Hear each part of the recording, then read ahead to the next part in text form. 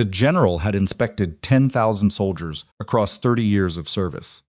He had walked past Medal of Honor recipients without slowing down. He had reviewed Delta operators, SEAL teams, Force Recon Marines men whose classified files could fill a room.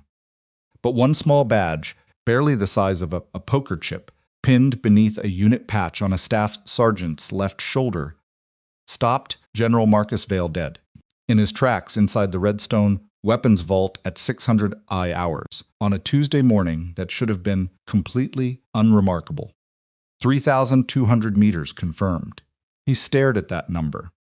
The world record, the official world record, was 3,540 meters, held by a Canadian sniper, and that shot had taken 15 minutes of preparation, a three-man spotter team, and nearly a decade of news coverage.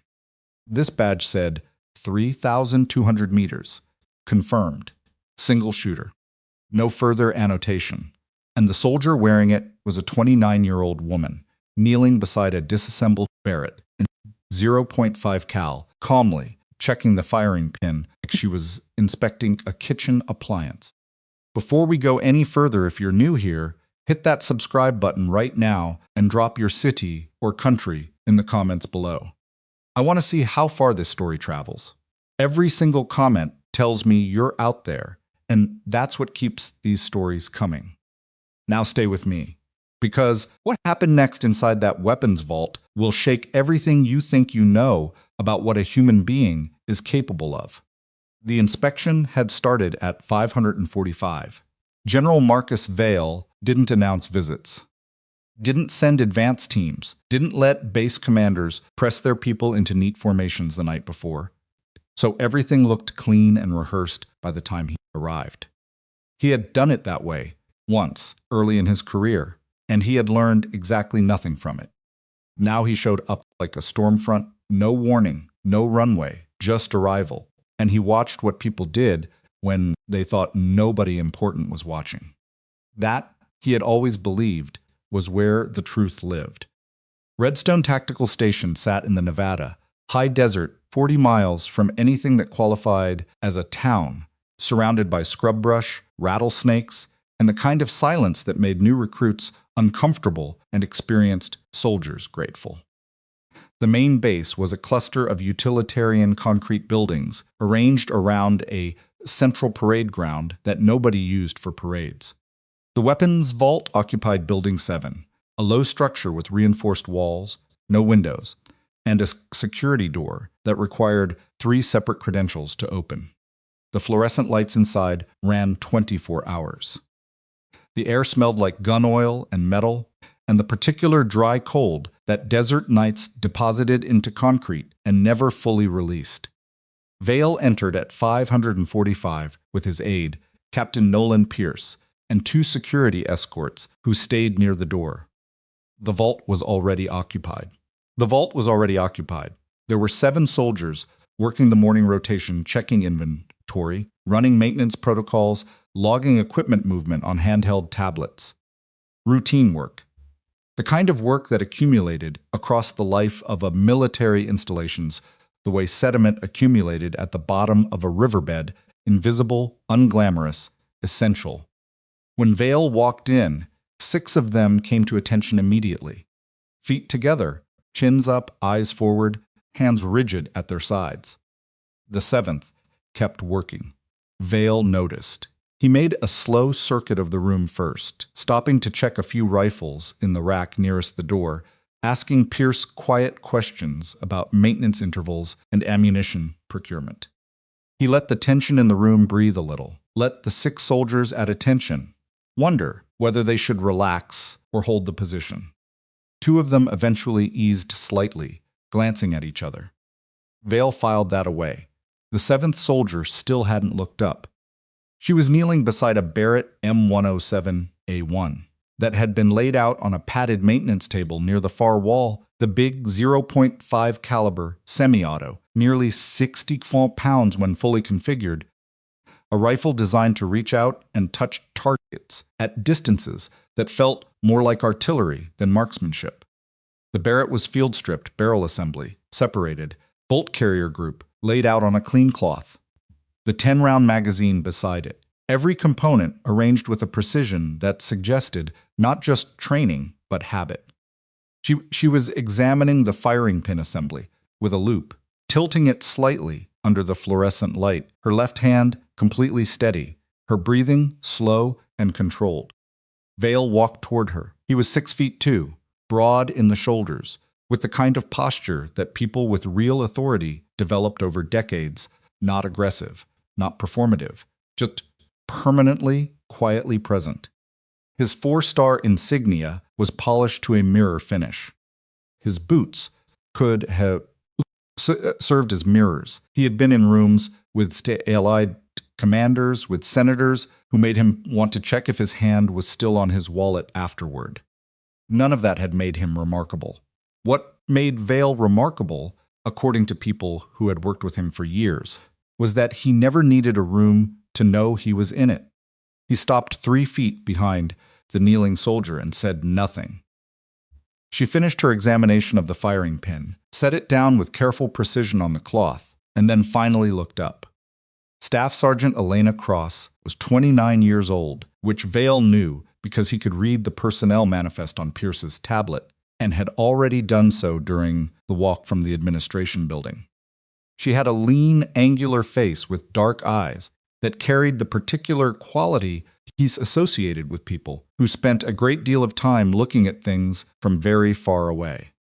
Her uniform was clean, but not aggressively pressed functional, not theatrical. No makeup. Hair pulled back tight under her patrol cap.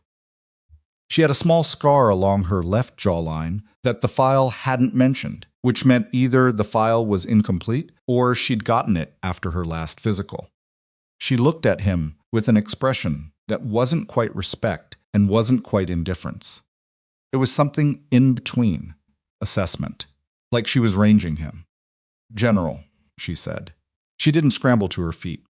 She rose from the kneeling position with a controlled, fluid motion, the kind of movement that came from a body that had learned to conserve energy as a fundamental operating principle and came to attention without any of the flustered urgency the 6 other soldiers had displayed. Vale's eyes moved to the badge on her left shoulder, just below the unit patch. It was matte black, rectangular, roughly the size of a business card. The printing on it was small but legible, confirmed engagement 3200M. He stared at it for a long moment. Then he said, "Explain that." Elena Cross looked at him with those ranging eyes. "I earned it, sir. I can see that. It says that. I'm asking you to explain it." "The circumstances are classified, sir." Vale turned to Pierce. "Pull her file." Pierce was already working the tablet. His expression changed in a way that Vale recognized the particular microfrown of a man encountering a wall where he expected a door. "Sirs, I'm getting a restricted access flag on the detailed service record. The summary is available, but the operational history," he paused, "redacted, comprehensively. What level SAP compartmented, sir? I'd need separate authorization codes." Pierce looked up. "Codes I don't have." Vale looked back at Elena Cross. "Task Force Viper." Something moved across her face. Not surprise. Not quite. More like the expression of a person who has prepared for a particular question for so long that when it finally arrives, there's a strange flatness to the moment, a slight deflation, like a held breath finally released. "I can't confirm or deny that designation, sir. I'm a 4-star general." "Yes, sir, I understand that. The classification level on that program isn't grade-dependent." Vale studied her. "How long have you been assigned to Redstone?" 8 months, sir, doing weapons vault maintenance." "Yes, sir.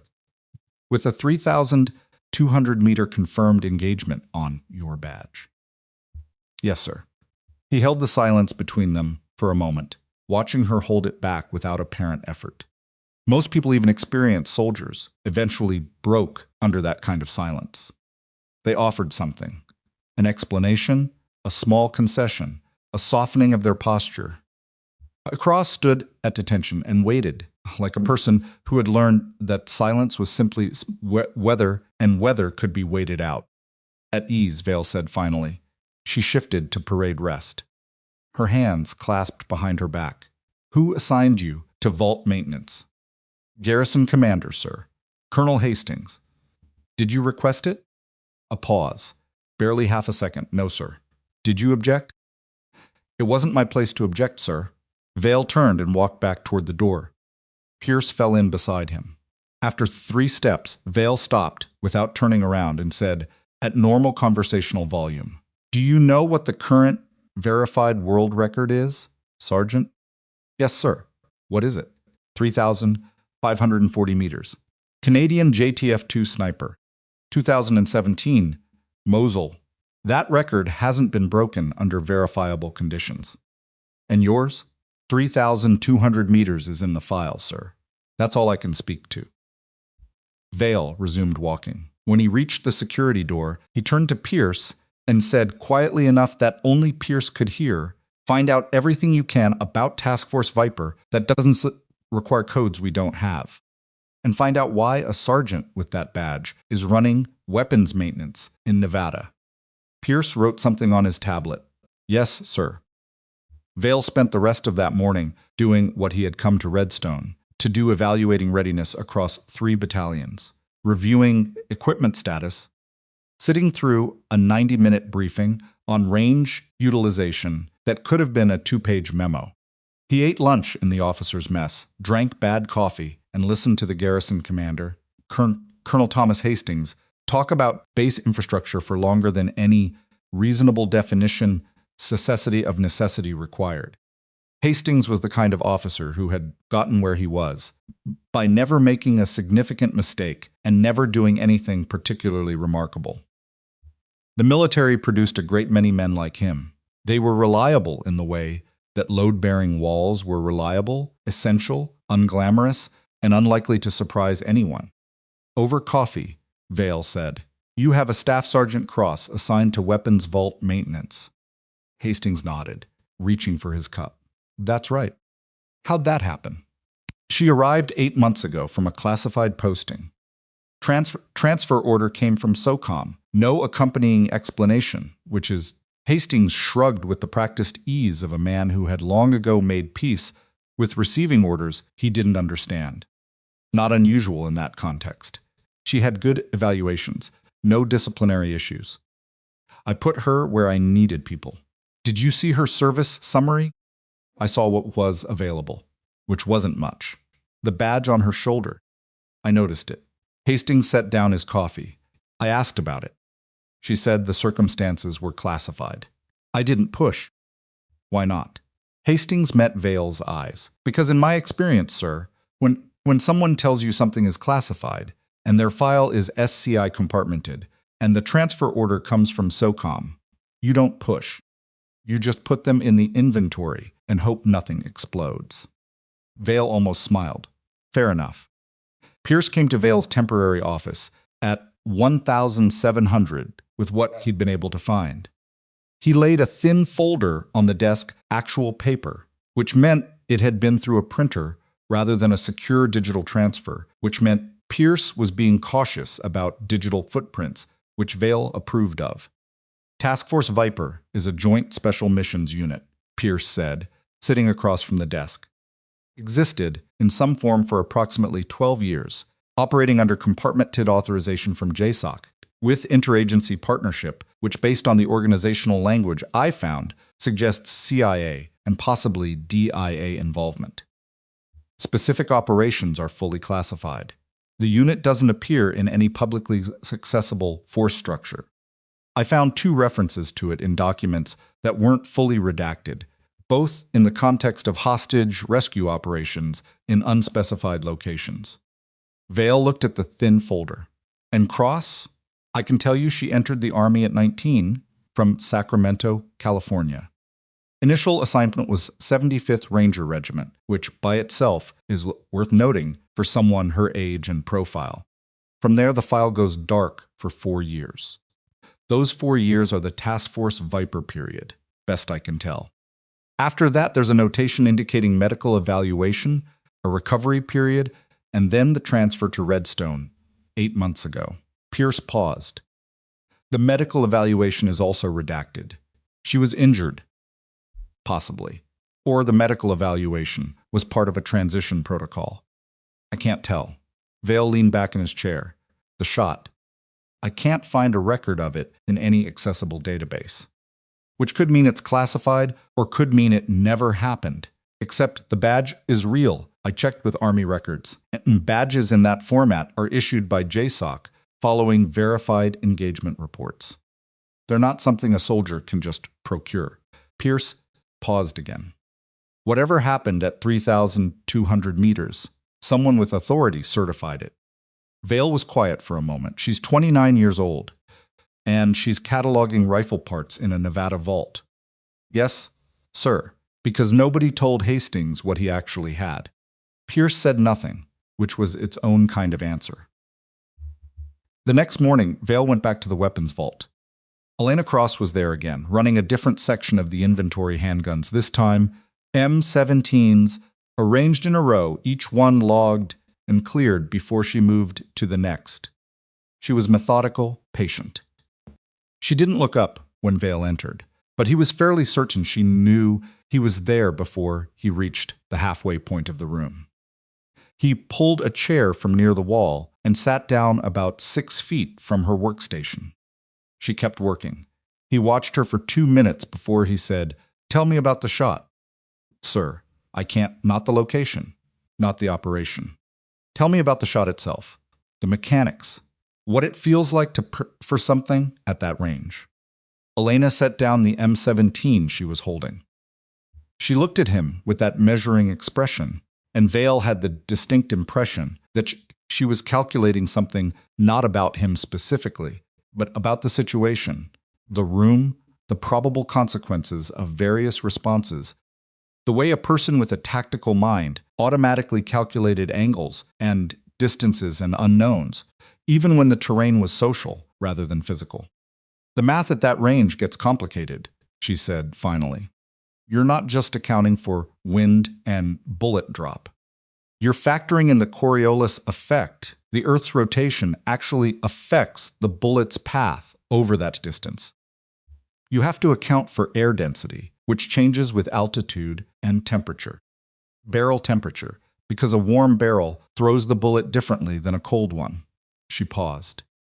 "Most snipers train to 1,500, maybe 2,000 meters. Beyond that, it becomes a different discipline. Almost theoretical.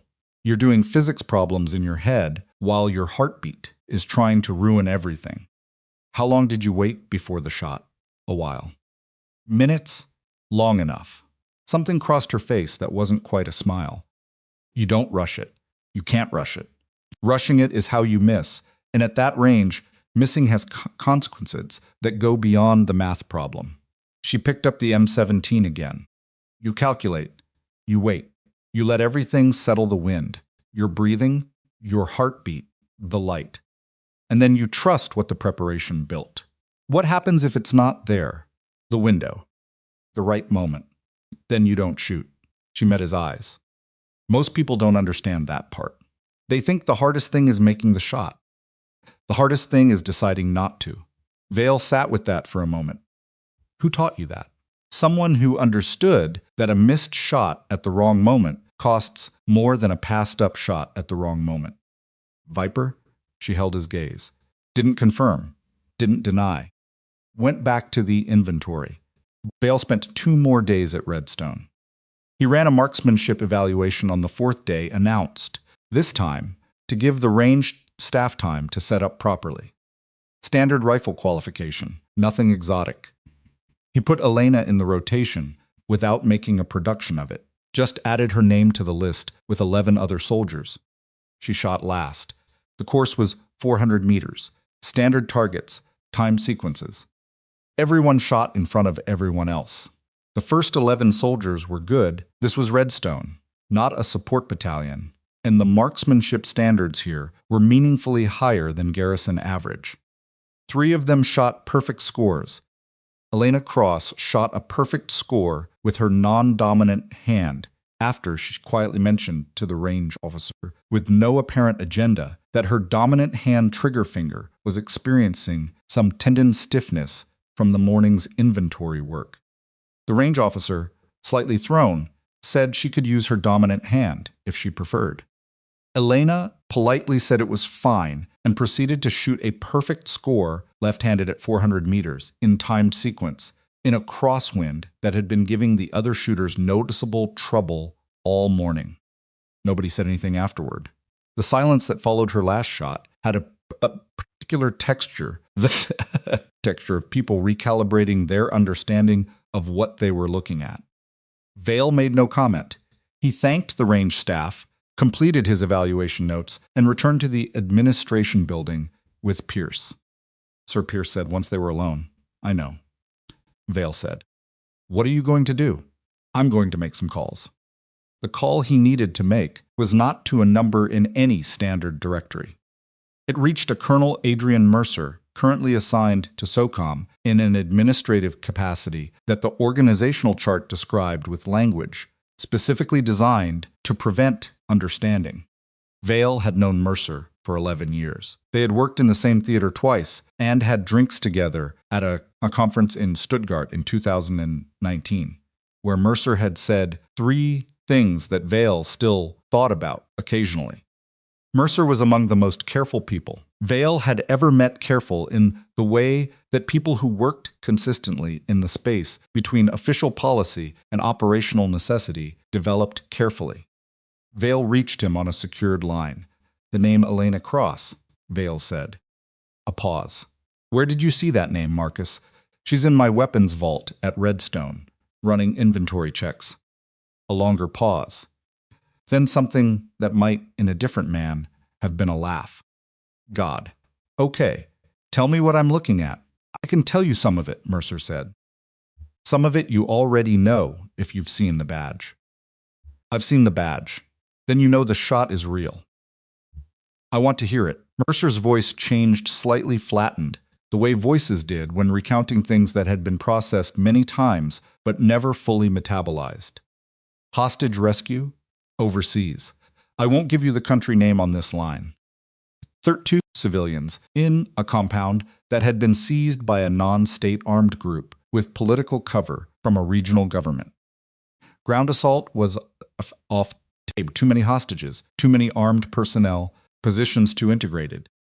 The group's leadership was operating from a command post roughly 3 kilometers from the main compound. The judgment was that neutralizing that leadership would collapse the operational coherence of the seizure and allow a rescue element to move. 3 kilometers, Vale said. 3,200 meters, accounting for terrain and angle. The firing position that gave her line of sight to the command post was across a valley with severe atmospheric conditions, altitude, wind shear, temperature differential between the valley floor and the ridge line. Mercer paused. Our qualified personnel at the time had a verified effective range of approximately 2,100 meters under ideal conditions. This was not ideal conditions, she volunteered. She calculated. Spent 4 hours working the math with her spotter before she said she could make it. When she said she could make it, another pause. Her record at that point was sufficient that we believed her. 32 civilians, all survived. Rescue element was in and out in 11 minutes after the shot. Vale was quiet for a moment. Why is she in my weapons vault, Adrian? Mercer's tone shifted again slightly, but Vale caught it. That's complicated. Simplify it. She was there were circumstances in her final Viper operation that created some institutional friction. Nothing disciplinary, no misconduct. But the operation had a political dimension that made certain people uncomfortable, and when it came time to process her transition out of the unit, the path of least resistance was a quiet reassignment to a low-visibility billet. He paused. Nobody thought particularly hard about whether Redstone was the right fit. They were thinking about visibility. She's invisible there. That was the point. Adrian. Vale kept his voice even. She shot a perfect score left-handed at 400 meters in a crosswind this morning because her right trigger finger was sore from moving handguns. Silence on the line. Yeah, Mercer said. That sounds right. I'm going to need you here. When? Before the end of the week. Mercer arrived on Thursday morning in civilian clothes, which was a choice Vale noted and respected.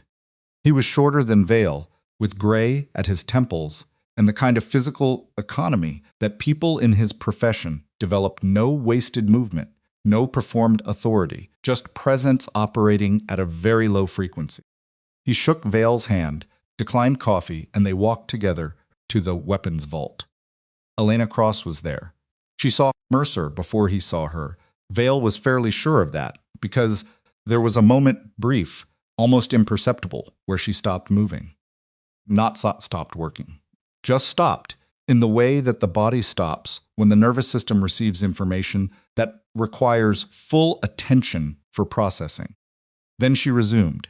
Mercer walked over and stood near her workstation. She looked up. "Sergeant Cross," he said. "Colonel Mercer," she said. No expression. "I hear you've been running a tight vault." "Inventory work, sir. It needed catching up." "The badge," Vale said from behind Mercer. Mercer turned to look at it, as though he hadn't already seen it many times, in whatever circumstances had produced it. "The badge is real," he said, "for Vale's benefit as much as Elena's. What it represents happened. 32 people went home." He looked at Elena. That's on the record. The record nobody can access, but the record.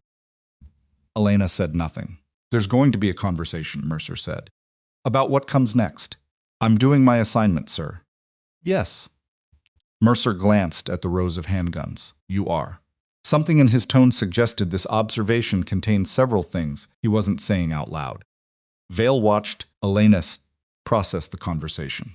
She had the particular stillness of a person who had learned to receive information without visibly reacting, who had trained herself, probably over years, to separate the intake of information from the generation of a response, to put a buffer between stimulus and action.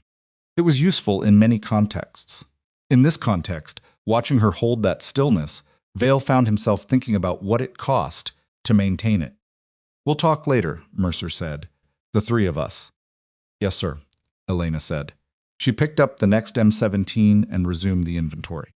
The meeting happened that evening in Vale's temporary office, a small room in the administration building with an institutional desk, 2 chairs, and a window overlooking the parade ground that nobody used. Mercer sat in one chair. Elena Cross stood until Vale told her to sit, and then she sat with the straight-backed precision of someone who had been told to be at ease many times in their career without ever quite achieving it. Vale said, "What do you want, Sergeant?" She looked at him. The question had caught her off balance, not dramatically, just the slight recalibration of a person who had come in prepared for a different kind of conversation. "Sir, you've been here 8 months. You're qualified for work that doesn't involve counting handguns. What do you want your career to look like from here?"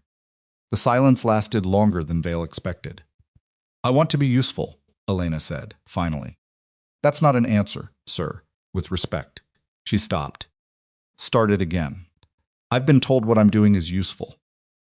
By people who didn't know what they had, Vale said. "I'm asking you directly. What do you want?" Another pause. Her jaw tightened slightly, a small movement, there and gone. "I want to do the work I trained for," she said. "I want to be in the places where the shot matters, where the decision to shoot or not shoot is the difference between people going home and people not going home." She met his eyes. "I don't want a ceremony about it. I don't want to give speeches or be a demonstration.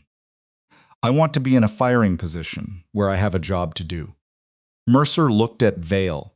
Vale looked at Elena Cross and thought about the weapons vault and the inventory sheets and the 8 months of fluorescent lights and gun oil and the left-handed perfect score in a crosswind and the 3,200-meter badge that nobody at this installation, except him, had understood enough to even ask the right questions about.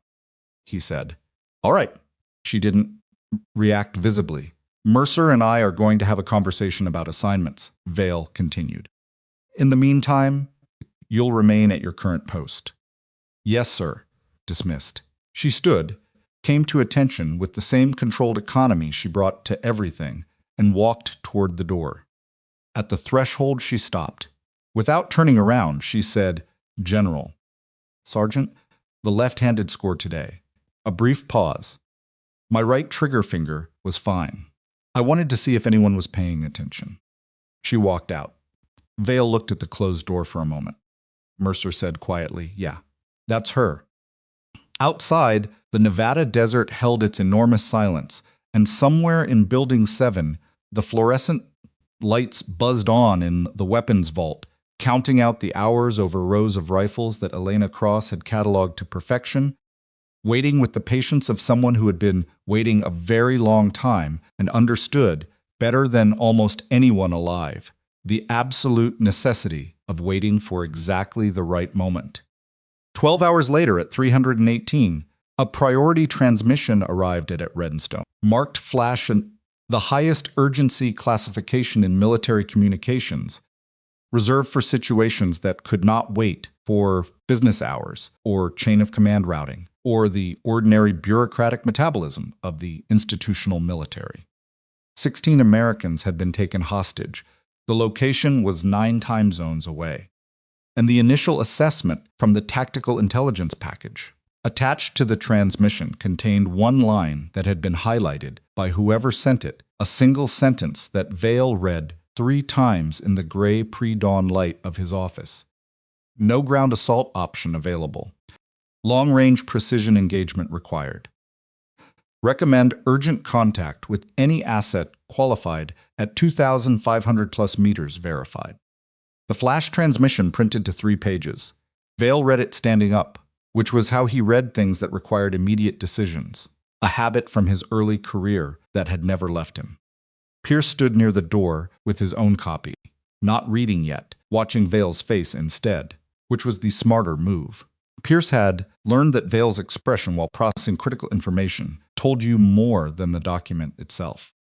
The situation was this: a militant faction operating in the mountainous interior, Vale's security clearance allowed him to know, but that would not appear in any document leaving this room, had seized the Hartwell Diplomatic Compound, a mid-tier American diplomatic facility, not an embassy, but a recognized installation with 16 personnel present at the time of seizure. The seizure had happened fast, which suggested planning. The compound was a walled structure on the northern edge of a city called Marath, surrounded on 3 sides by dense, urban construction that made aerial approaches catastrophic and ground assault an exercise and ground exercise in accepting mass casualties. The militant leadership, a commander identified in the intelligence package by the operational pseudonym Cardinal, had established a command position in a building approximately 2 kilometers from the compound. From that position, Cardinal was directing the operation and, per Signal's intelligence intercept, had established a kill protocol triggered by any observable rescue attempt, meaning the moment boots crossed that compound wall, 16 people died. The tactical intelligence assessment was professionally written and completely honest about the problem. There was no clean solution. Air was out. Ground was out. The only viable interdiction was removing Cardinal before the resettlement moved, which collapsed the kill protocol and gave the team a window, a narrow one. A window measured in minutes to extract the hostages before the secondary leadership reorganized. And Cardinal's position, accounting for the urban terrain and the available line of sight from elevated positions on the eastern ridgeline above the city, was between 2,800 and 3,100 meters from any firing position. That offered both visibility and extraction route. The document's author, Vale, checked the authentication code, cross-referenced it against the SOCOM directory on his secure tablet, and confirmed the name, Colonel Andrea Voss. Joint Special Operations Command had appended a handwritten note to the digital transmission. Handwritten, which meant she'd printed and annotated and rescanned, which meant she didn't want this particular note in a purely digital trail. Marcus, we have 3 snipers currently in theater with verified engagements above 2,000 meters. Best of the three tops, out at 2,400, confirmed under field conditions. The math on this problem goes beyond what we have available. If you have what I think you have at Redstone, call me before you call anyone else. Vale folded the note and put it in his jacket pocket. He looked at Pierce. Find Cross.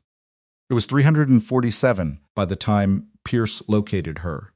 She wasn't in the barracks. She was in the weapons vault, which should have been closed at this hour, which meant she had access codes that Hastings hadn't mentioned and probably hadn't thought to check. The vault lights were on. She was at the Barrett maintenance table, not the one she'd been working at during Vale's first visit, but the one in the back corner near the long-range rifle storage. She wasn't doing inventory.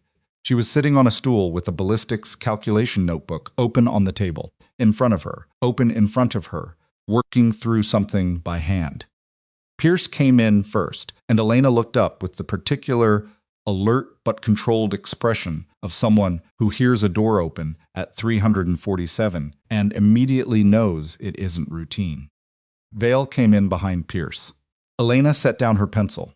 She looked at Vale's face, then at Pierce's, and she processed whatever she read there in about 2 seconds without any visible display of the processing. "Sir," she said. Vale set the flash transmission on the table in front of her. Not the annotated note, just the 3 pages of the tactical situation. "Read it," he said. She read it. He watched her read it the way he'd watched her shoot, with the same quality of attention. The same stillness that wasn't passivity, but its opposite. Her eyes moved steadily down the first page. She turned to the second and slowed slightly.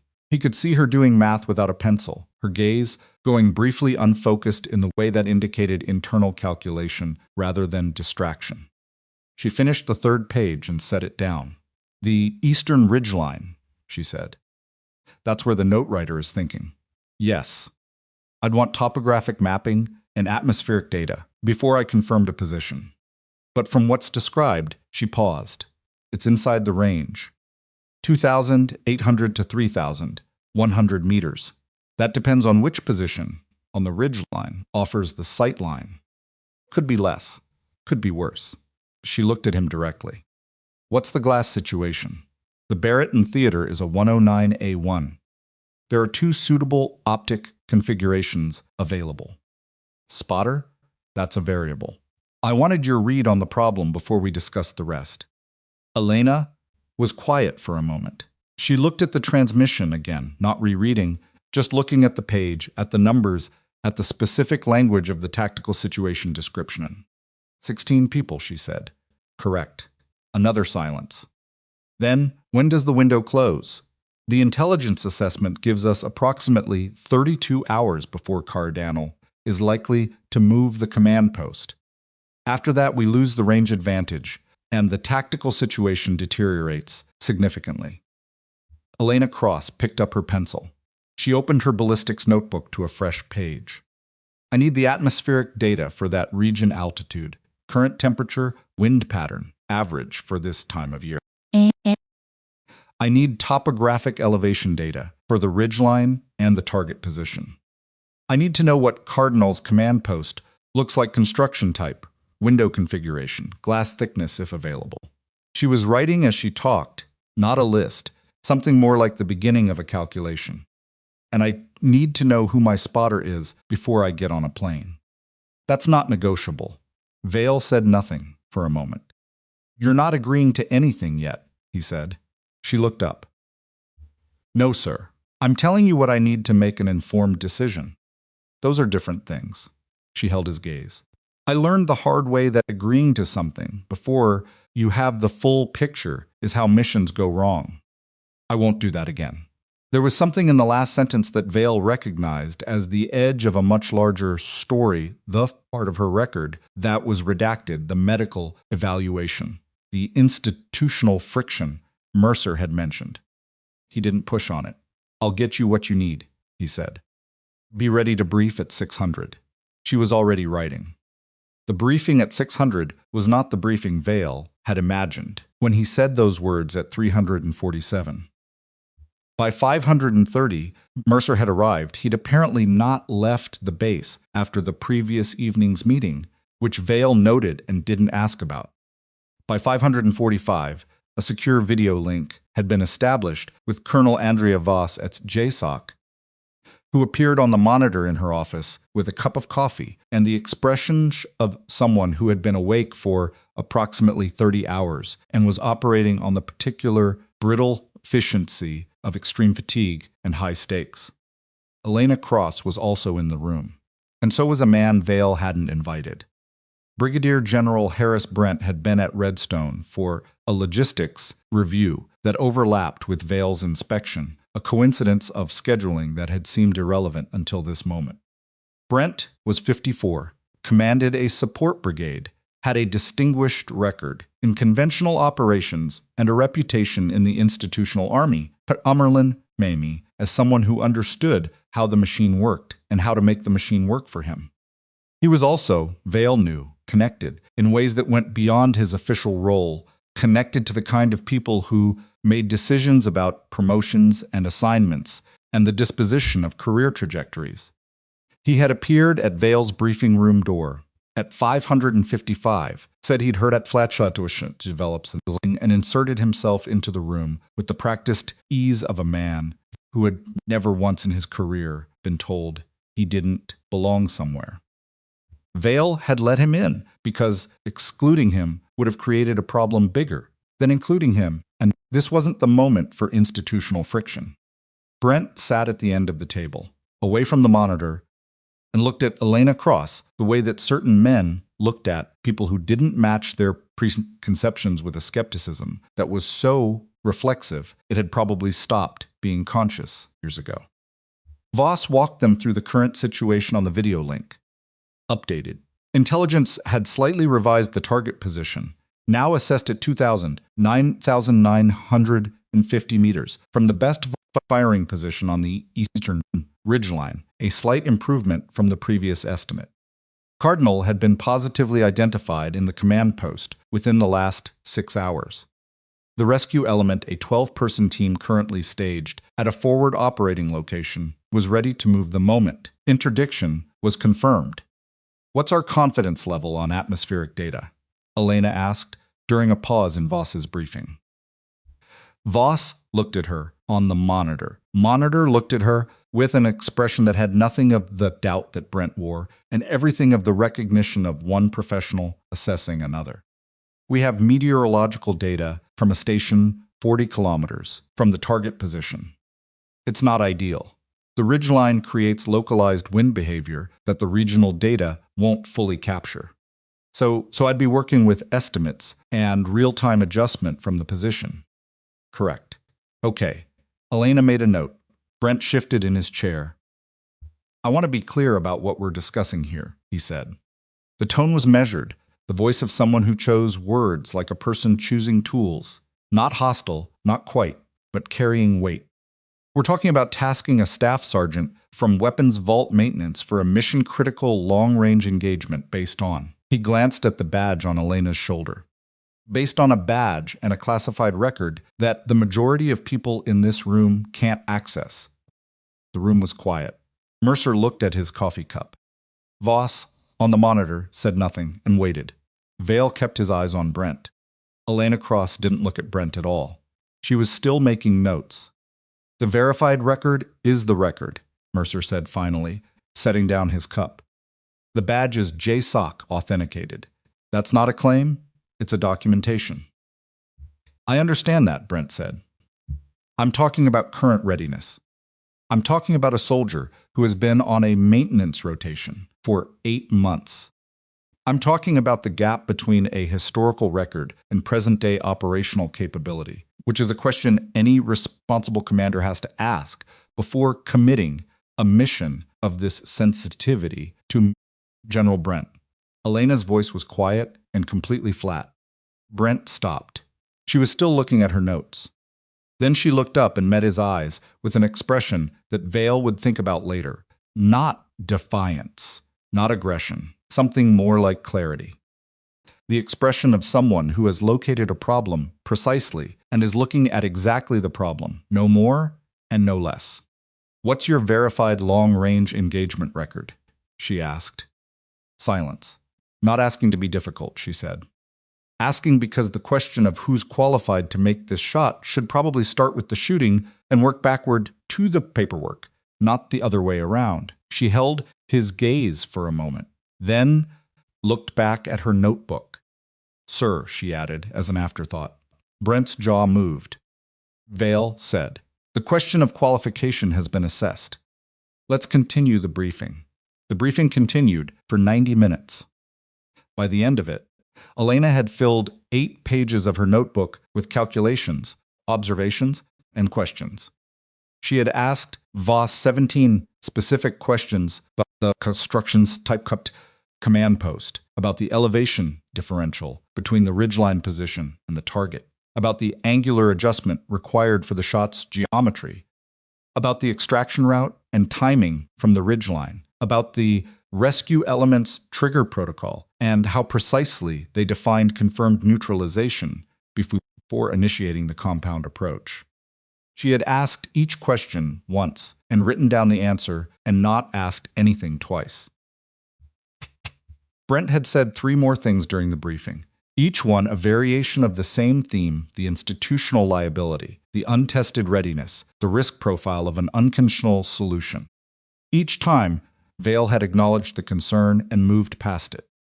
Each time, Elena had said nothing, which was a form of response that Brent appeared to find more irritating than argument. After Voss signed off, Brent stood and straightened his jacket. "Marcus," he said to Vale, in the tone of a private conversation that wasn't private, "this is your call. I want noted that I have reservations about the asset selection." "Noted," Vale said. Brent looked at Elena one more time, a quick, evaluating look, the kind that sorted people into categories without a great deal of scrutiny. Then he left. The door closed. Mercer exhaled. Pierce, who had been quiet in the corner for the entire briefing, said, "Well." Elena was looking at page 4 of her notebook, running a finger down a column of numbers. "Who's the spotter?" she said. The spotter question was the problem that took most of the next 4 hours to resolve. The ideal solution would have been someone from Elena's previous unit, a spotter who had worked with her before, who understood her cadence and her communication patterns, and the specific compressed language that a sniper and spotter developed together over time, a dialect of 2 that was invisible to everyone else. That wasn't available. The Viper unit had been stood down, its personnel dispersed across various reassignments, and, in a few cases, transitioned out of service entirely. Mercer worked the phone for 2 hours, calling contacts at JSOC and SOCOM, and one number that he stepped out of the room to dial, returning without explanation. The options narrowed. Several qualified spotters were in theater on other tasks. Others were at training rotations stateside that would take time to interrupt and route. Time was the commodity they had least of. The solution arrived at 930 in the form of a name that Mercer put on the table with the expression of someone offering something and acknowledging its limitations simultaneously. Corporal Daniel Reyes, 24 years old, Ranger qualified. 12 months as a forward observer with the 75th, which meant he understood calling adjustments, reading atmospheric conditions, and the specific precision of communication that high-stakes observation required. No previous experience as a designated sniper's spotter. Verified good eyes, his observation evaluation scores were in the top 6% of his cohort. He was currently at Nellis Air Force Base, 40 minutes from Redstone by helicopter. Elena listened to this information and was quiet for a moment. "How's he under pressure?" she asked. His eval notes use the phrase, "maintains composure under fire," Mercer said. "Eval notes," Elena said, in a tone that communicated exactly what she thought of eval notes as predictive tools. "It's what we have." She looked at the ceiling for a moment. "Okay, I want to talk to him before we deploy. Not a formal evaluation. Just a conversation. 20 minutes. She looked at Mercer. "Can you get him here by noon?" "I can get him here by 11. "Then get him here by 11. Reyes arrived at 1043, which was ahead of schedule, which told Elena something useful before he even entered the room. He was shorter than she'd expected from the file, compact, dark-haired, with the kind of physical density that came from a body built for endurance rather than size. He had dark eyes and the particular quality of alertness that the best observers developed, the quality of someone whose default mode was taking in information from the environment at a rate slightly above what most people sustained.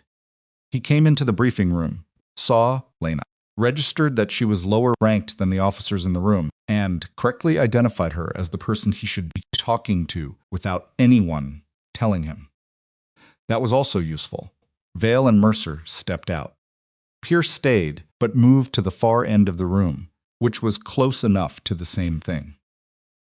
Elena looked at Reyes across the table. He looked back at her. "You know what this is," she said. It wasn't a question. Long-range engagement, overseas, sensitive target. He paused. "I know the broad shape, not the specifics.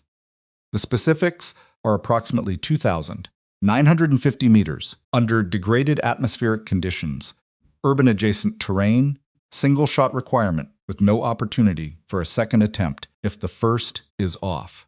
She let that sit for a moment. "Your background is forward observer, not spotter."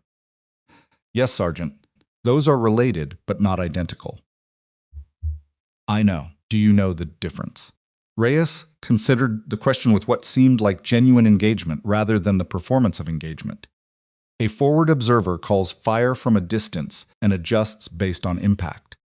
A spotter is working in real time with the shooter reading conditions, calculating adjustments, communicating in a way that has to be fast and exactly right, because there may be 1 second between the right moment and a missed window. He paused. The communication discipline is different. Tighter. How tight? As tight as you need it. Elena studied him. If I tell you to stop talking, you stop mid-sentence. Understood. If I ask you for wind, I want a number and a direction in under 3 seconds. Not an estimate range. A number. Understood. If I miss, she said it without any particular weight, a factual contingency. If I miss, you do not speak. You let me work. I don't need to hear about it, and I don't need you to adjust your energy in response to it. Clear? Clear, he said. Something in his expression shifted, not offense, just recalibration. The adjustment of someone who has been told the precise rules of an unfamiliar environment and is deciding whether they can operate inside them. He apparently decided he could. Can I ask one thing? Go ahead. The badge. The 3,200. He glanced at her shoulder, then back to her face. What do you need from me that you didn't have the last time? It was a good question. It was, in fact, exactly the right question. And Elena was quiet for a moment, in a way that suggested she was giving it a real answer, rather than a diplomatic one. Last time, I had someone who'd been working with me for 2 years, she said. We had a language. It was compressed to the point where most of it wasn't words at all. She looked at him steadily. This time I need someone who can be that precise without the history. Which means you have to listen at a level that makes up for the time we don't have. She paused. That's a lot to ask. It's not impossible, Reyes said. No, it's not impossible. She stood, we'll see. The deployment preparation took the remainder of the day and extended into the evening. Elena spent 4 hours with the specific Barrett that would be transported to theater, not a new weapon, which she'd requested explicitly, but one that had been used enough to have known characteristics. A rifle whose barrel had settled into its own particular behavior and could be trusted to be consistent within its established parameters. She ran it through a complete maintenance check herself, which Pierce noted took exactly as long as a full professional armorer's inspection. And then she spent another 90 minutes at the range, shooting at extended distances in the Nevada evening wind, making notes after each round fired. Reyes was there for the range session. He wasn't asked to spot not formally. He stood back and watched. But Elena noticed at one point that he was quietly calling the wind to himself under his breath, not for her benefit, just running his own calculations, checking his own reads against the flags on the range and the dust movement on the berm. She said nothing about this. She filed it. Between preparation tasks, Brent appeared twice more. The first time was in the corridor outside the armory, where he stopped Vale with a hand on his arm and spoke in a low voice that was clearly designed to be private, but was audible to Elena as she passed. If this goes wrong, Marcus, it goes wrong in a way that the institution doesn't easily recover from. You understand that? A staff sergeant on a mission of this sensitivity with a profile that we can't fully verify. Harrisvale said, I'm serious. I know you are. I'll see you at dinner. The second time was in the equipment staging area, where Brent came in during a gear check and stood near Elena's station and watched her work with the expression of a man who had not yet updated his assessment, but was accumulating data that was making it harder to maintain. He said, You've done this before. Long range, under pressure. Yes, sir. And it worked. Yes, sir. What's your confidence level on this one? Elena set down the piece of equipment she was checking and looked at him. I won't know that until I'm in the position and have eyes on the target and have read the conditions. She held his gaze. Anyone who tells you their confidence level before that is giving you a number they manufactured. I don't do that. Brent stared at her. Honest answer, he said. Only kind I have, sir. He left without another word, and Elena watched him go with an expression Pierce, observing from across the room, could not quite read. Not contempt, not satisfaction. Something more neutral than either the expression of someone who had been assessed by a great many people with incomplete information and had long ago stopped investing energy in whether the assessment was favorable. At 2,200, Vale found Elena in the briefing room, alone, sitting in front of the topographic map of the target area that had come through on the secure line during the afternoon. The map was spread on the table, and she had been on it long enough that there were pencil marks in several locations, angles, elevation notations, small calculations in the margins.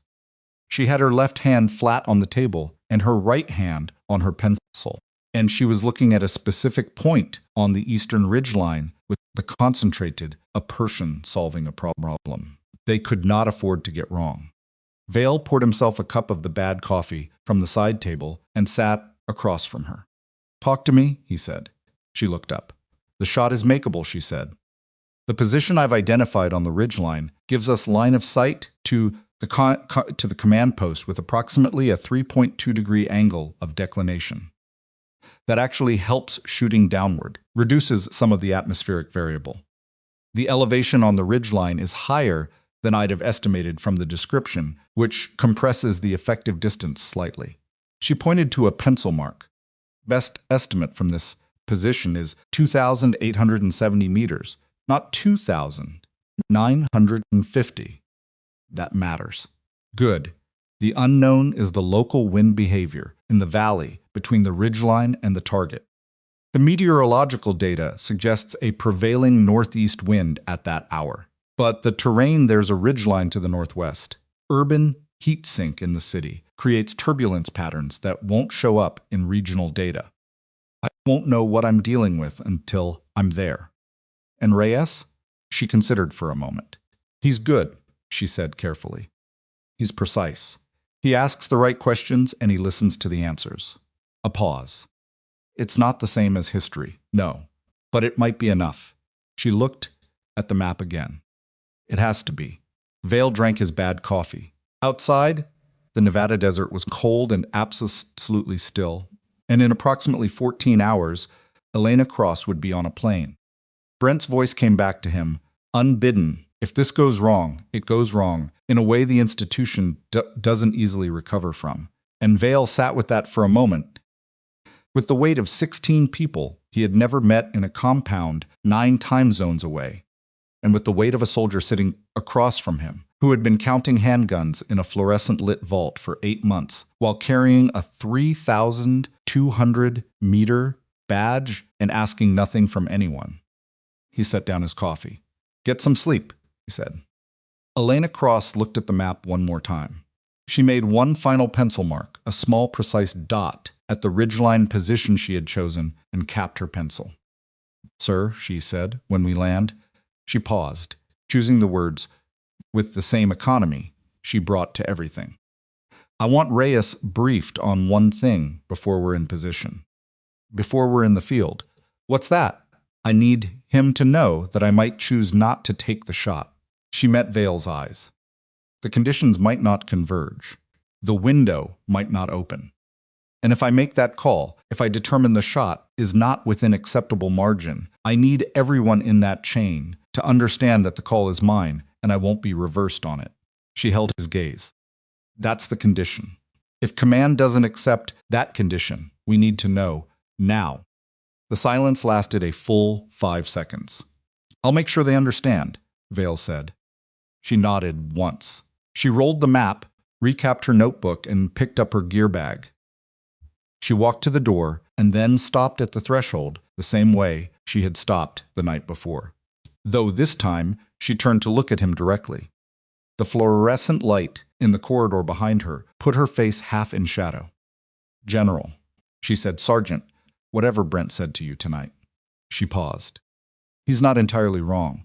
There's real risk here." Another pause. "But the risk of doing nothing to those 16 people is a certainty." She looked at him steadily. "I just needed you to know I understand both sides of it." She walked out. Vale sat alone in the briefing room with the bad coffee and the pencils on the topographic map. And he thought about the fact that the most complicated intelligence assessment he'd received all week had just been delivered by a 29-year-old staff sergeant in 12 sentences, and that it had been, without question, the most honest thing anyone in this building had said to him since he'd arrived.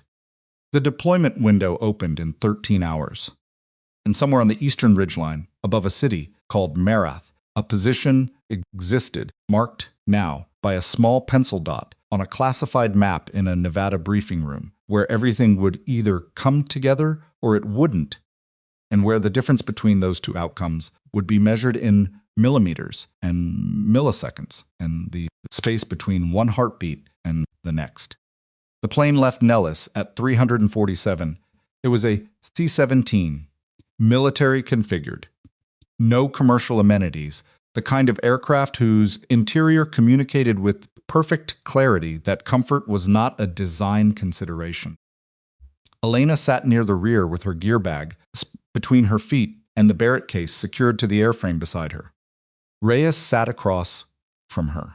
Neither of them had slept more than 3 hours, which was close enough to operational standard that neither mentioned it. The flight time was 14 hours with one refueling stop at a forward staging base that wouldn't appear on the manifest by its real name. Elena spent the first 4 hours finishing her ballistics calculations and then closed the notebook and sat with her eyes open, watching the dark through the small porthole window.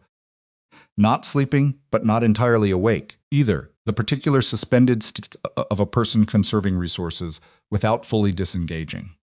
Reyes watched her do this for a while, and then pulled out his own notebook and worked through observation protocols, which Elena noticed from across the aisle without turning her head. At hour 6, somewhere over the Atlantic, Reyes said, "Can I ask about the first one?" Elena looked at him. "The 3,200, he said. What about it?" What was the hardest part? She was quiet for long enough that he probably thought she wasn't going to answer. Then, waiting for conditions that might not come. "You're in position. Everything is calculated. The target is there, and the wind is wrong by 3 degrees, and 3 degrees at that range is the difference between the shot and a catastrophe." She looked back at the window. "You have to sit with the possibility that the window never opens.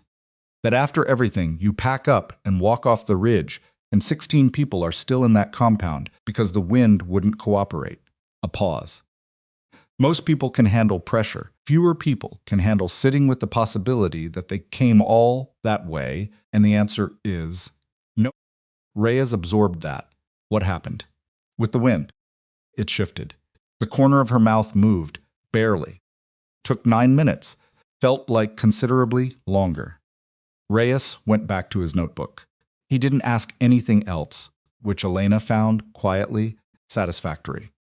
They landed at the forward staging base at local 1820.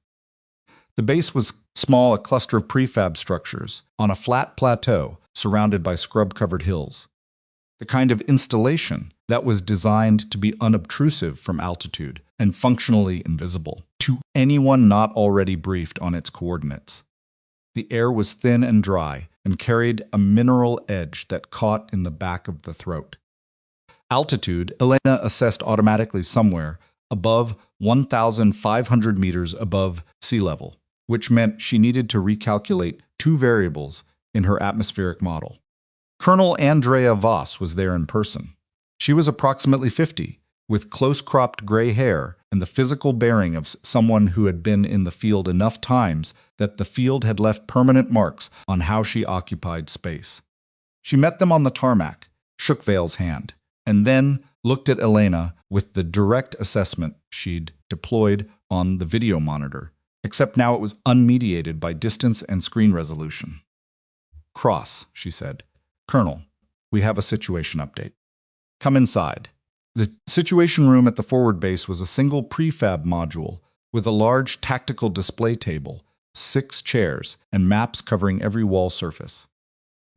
3 other people were present when they entered, a CIA liaison named Dormer, who communicated primarily through implication and deflection, a tactical coordinator named Sergeant First Class Webb, who had been running the ground team for the past 72 hours, and had the hollow-eyed alertness of someone operating well past normal human sustainable limits, and a signals intelligence analyst who introduced herself as Keen and immediately began pulling updated atmospheric data on a laptop. Voss got directly to it. "Cardinal moved," she said. The room shifted. Elena went still. "Not far," Voss continued, pointing to the tactical display, "but enough to change the geometry. He's still in the city, still in the command post structure, but his position within the building has changed. We believe he's moved from the upper floor to a secondary room. On the 3rd level, northern exposure." She highlighted the area on the display. "That changes your line of sight from the ridgeline position you identified." Elena stepped forward and looked at the display. "By how much?" "The optimal point on the ridgeline no longer gives you a clear angle to the new position. You'd need to shift approximately 200 meters northeast along the ridge. Show me the topography there." Voss pulled up the elevation data. Elena studied it, her eyes moving across the display with the rapid, organized attention of a person who reads terrain the way other people read text. After 40 seconds, she put her finger on a point. "Here." Voss looked at Webb. Webb looked at the display. "That's the edge of a rock outcropping, exposed on the northwest side." "I know," Elena said. "What's the distance from that point to the revised target position?" Keen ran the calculation on her laptop. 3,040 meters. Accounting for declination angle, she paused, fingers moving. Effective adjusted range approximately 2,990.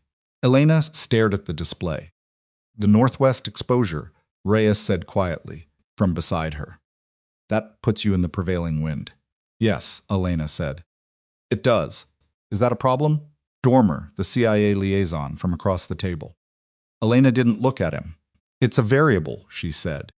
"I'm not in the habit of calling things problems before I've measured them." The room was quiet. "What's the time constraint?" Elena asked Voss. "Cardinal has a pattern of movement that our signals intelligence suggests repeats every 18 to 24 hours. Based on his last confirmed position in the target room, the window opens sometime in the next 6 hours and closes when he moves again." Voss held Elena's gaze. "We believe. Intelligence at this granularity is never exact. So I could get into position, and the window could already be closed." "Yes. Or I could get into position and have 4 hours." "Also yes." Elena looked at Reyes. Reyes was already looking at her. "We need to move," she said. "The infiltration to the ridgeline took 3 hours.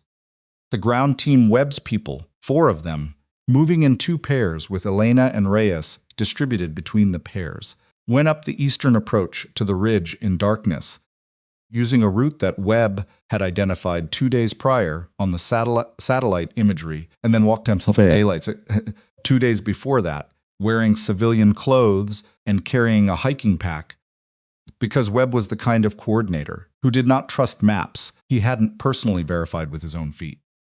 The terrain was harder than the topographic data suggested. The ridge's eastern approach was steep and loose-footed, in the dark, the kind of rock surface that shifted underfoot without warning and required constant weight distribution adjustment. Elena moved without a word, her gear bag across her shoulders, in addition to the Barrett case, which she had refused to let anyone else carry, not from pride but from precision. The understanding that knowing exactly how the weapon had been handled in transit was itself a form of operational knowledge. She went down once. Her left boot found a false edge on a rock shelf, and she went to one knee hard, catching herself with her right hand, her left hand keeping the Barrett case level. The soldier nearest her, a young specialist named Park, reached out instinctively. "I've got it," Elena said, already back on her feet. Park withdrew his hand. They kept moving. At the 2-hour mark, Webb called a 5-minute rest in a low depression that gave them cover from the skyline. Elena used the 5 minutes to reassess her breathing, hydrate, and check the Barrett case latches. Reyes sat beside her and looked at the sky clear, deeply starred at this altitude, the kind of night sky that was only visible far from city light. "Wind's coming from the northwest," he said quietly. "I know. It's been consistent for the last hour. Steady, not gusty." She looked at him. "Keep tracking it." "Yes, Sergeant." They reached the outcropping at 213. The rock formation was exactly as the topographic data described, and exactly as Elena had read it from the display table. A projecting shelf of stone at the ridgeline edge, elevated enough above the valley to provide line of sight across the urban sprawl below, exposed on its northwestern flank to the prevailing wind that came off the higher terrain to the north. Below them, the city of Mareth spread in a scatter of lights, not bright, not a wealthy city. The lighting had the particular dimness of a place where power supply was inconsistent, which meant the city below looked like a circuit board with half its connections gone. Elena found the command post building without needing to reference the map. It was instinct built from study. She had looked at the photographs and satellite imagery and building layout diagrams for long enough that the structure had a presence in her mind that didn't require verification. A 6-story building, Stalinist-era concrete construction. The third floor's northern exposure, marked by 3 windows, the middle one of which was where Cardinal had been assessed to be operating. The distance from her current position to that window was just under 3 kilometers. She set the Barrett case down on the rock shelf and opened it. The weapon went together in 93 seconds. She knew because she timed it in her head, not from urgency, but from the same quality of precision she brought to everything. Knowing how long each step took was itself data. She settled into the prone position on the rock shelf, adjusted for the angle of the stone surface, placed her cheek against the stock, and looked through the scope at 2,990 meters of dark valley and urban light. The third-floor windows were lit. She could see movement. Indistinct at this distance, the scope was excellent, but 2,990 meters was 2,990 meters, but movement, the particular quality of light and shadow that indicated human presence in an illuminated space. "He's there," she said. Confirmed. Reyes said, from her left, his own optics on the target building. "I have movement, 3rd floor center window. 2 individuals visible. I need Cardinal specifically. Working." Webb was on the radio 4 meters behind them, maintaining contact with the rescue element and with the command post back at the staging base. The rescue element 12 personnel was staged in 2 vehicles in an alleyway 2 blocks from the diplomatic compound. Engine temperatures cooling, waiting for the word. Elena adjusted for wind. The northwest exposure was exactly the problem she'd known it would be. The wind at the outcropping was coming off the higher terrain to the north at an angle that pushed across the rifle's bore axis, a crosswind component that, at this range, translated to a horizontal correction of roughly 60 centimeters at the target. 60 centimeters was the difference between a hit and a miss at 2,990 meters. And 60 centimeters was itself a moving number because the wind was not consistent across the entire flight path of the bullet. At ground level, near the target building, the urban heat dynamics created a different microclimate than at the ridgeline. The bullet would travel through at least 3 distinct wind layers before it reached the window. This was the math problem. She lay still and worked it. Reyes read the wind at their position every 90 seconds direction, estimated velocity, calling it in the compressed format they'd established on the plane, northwest at 6, steady, or northwest at 8, slight gust. Elena incorporated each reading without response, adjusting and readjusting her hold, developing a model of the wind behavior that was less a fixed calculation than a living estimate, a best approximation of a system that refused to be fully predicted. 40 minutes passed. Her left hip was developing a bruise from the rock shelf. The cold at this altitude was serious, not dangerous, but the kind of cold that worked into extremities and required active management to keep hands warm enough for fine motor control. She was aware of both things and managed them as background processes, the way a pilot monitors fuel levels and cabin pressure, while the foreground of attention is on flying the aircraft. At 307, Reyes said, "I have a positive ID." Elena stopped breathing. 3rd floor center window. Cardinal is at the window. He's on a phone or radio. A pause. He's stationary. She looked through the scope. At 2,990 meters through the scope, the figure at the window was a shape against the lit interior, enough to identify posture and position. Not enough for facial recognition, but the signal's intelligence had established that Cardinal was the only person in this operation with the authority to use the specific communication equipment in that room, and the figure at the window was using communication equipment. It was enough. She adjusted her hold for the 47th time since she'd set up on the rock shelf. The wind read, northwest at 7, steady. She incorporated it. Cardinal was stationary. The window was large enough. The angle was inside her parameters. She should take the shot. She didn't. Her finger was on the trigger guard, not the trigger. The guard, the deliberate placement of a shooter who had trained herself never to touch the trigger before the moment of complete readiness. The shot was there. The math was as good as it was going to get. But something in the wind's behavior over the past 30 seconds had changed in a way she hadn't fully quantified, yet a slight, subtle shift in the direction component, northwest becoming more northerly, which changed the horizontal correction by a margin that her gut told her mattered, even before her calculations confirmed it. She waited. Sergeant. Webb's voice, low and tight, from behind her. The rescue element is asking for a status. Tell them to hold. They've been holding for 40 minutes. Tell them to hold. Silence from Webb. Reyes said nothing. His breathing was controlled and even.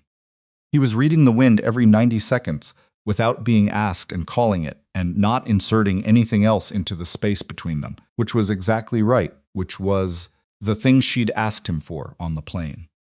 Northwest at 5, he said. Shifting. More northerly component. She'd felt it. She waited.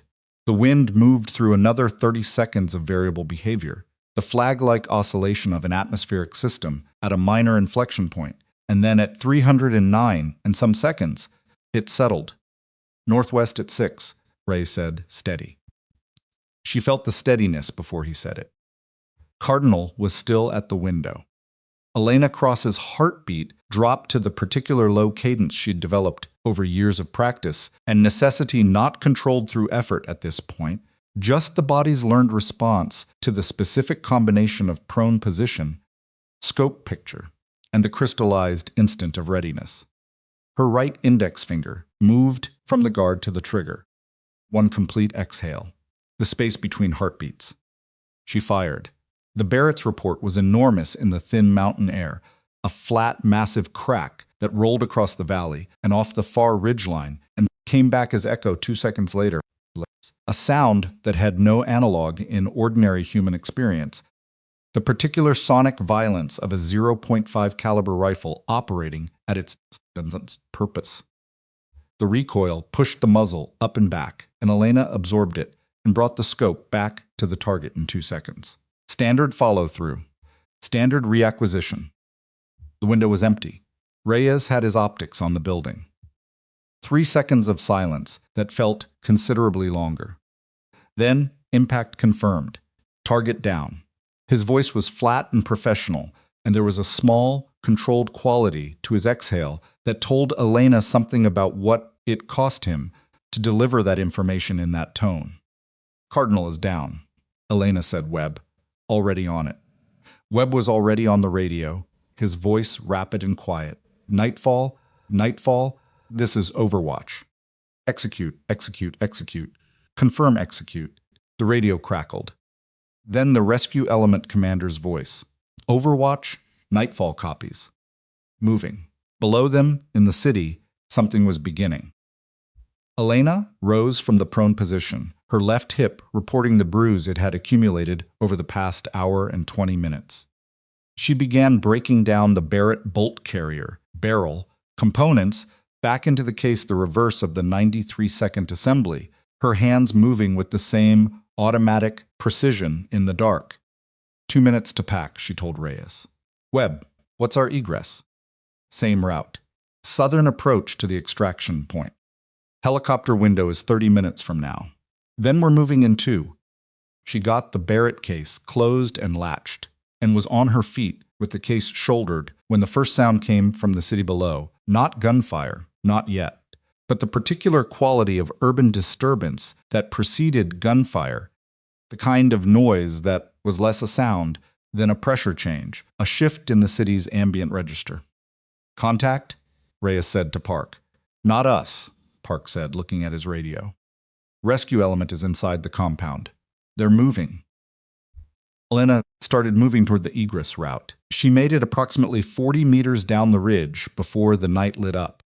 The muzzle flash came from below, and to the right, from the direction of a secondary position she had noted on the satellite imagery as a possible guard post, but had assessed as likely unmanned at this hour based on the intelligence picture. The intelligence picture had been wrong.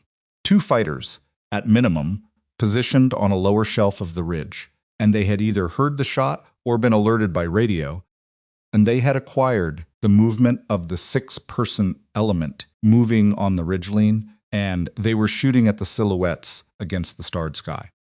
Rock splintered 2 feet from Elena's left boot. She was already moving, already angling behind a boulder that the ridgeline terrain provided in the right place at the right time, dropping to a knee with the Barrett case, going down on its side, and her sidearm coming up the M18. She'd carried sidearm throughout, which was not the weapon for this exchange at this range, which she knew before she even had it in her hand. Park and the other element soldier, Chen, were returning fire with their M4s. Reyes was down behind a rock shelf, his own side arm out, watching for targeting opportunities. Webb was on the radio, calling for the extraction helicopter, his voice tight but controlled. Overwatch element is in contact. Eastern ridgeline, lower position. Request immediate extractions. Elena looked at the muzzle flashes. 2 positions. Approximately 60 to 70 meters below and right. Not a good angle for her M18. But the Barrett was on the ground beside her, and the Barrett was for a completely different category of problem. And this was not that problem. She looked at the terrain between her position and the shooters. There was a fold in the ridgeline, a crease, where 2 rock faces met, creating a natural channel that ran obliquely down and to the right. If she moved through the channel, she'd lose the sight line from the shooters and come out at a position roughly perpendicular to their flank. She looked at Reyes. He was already looking at her. Cover, she said. He looked at where she was going. He understood it in about a second. "Park," he said sharply. Sustained suppression, left position. Now. Park shifted his fire, laying it across the left shooter's position. Chen was already on the right. The incoming fire stuttered, the shooters ducking, the rate of return dropping. Elena moved into the channel. The rock walls were close on both sides, the footing loose and critical, and she moved through it fast and low, and without looking back, because looking back was a decision. Slowing down was a decision she wasn't willing to make. She came out the other end of the channel in a new position. She'd gained maybe 40 meters of lateral displacement and lost 10 meters of elevation, which put her slightly above and to the right of the two shooter positions. She could see them now. Not well. Muzzle flash and movement, the shapes of people doing the thing that people under fire do, which is stay as low as possible and shoot as much as possible. Two fighters, compact weapons, possibly AKMs based on the sound of the report. She put the M18 in her left hand and took a loose handful of pebbles from the ground with her right and threw them to the left, into the darkness, down the ridge. The left shooter swung toward the sound. Elena shot him twice. The second shooter oriented toward her muzzle flash. She was already moving left, down, but behind a rock shelf that was barely large enough to matter, but mattered enough, and the rounds from the second shooter went into the space she'd vacated.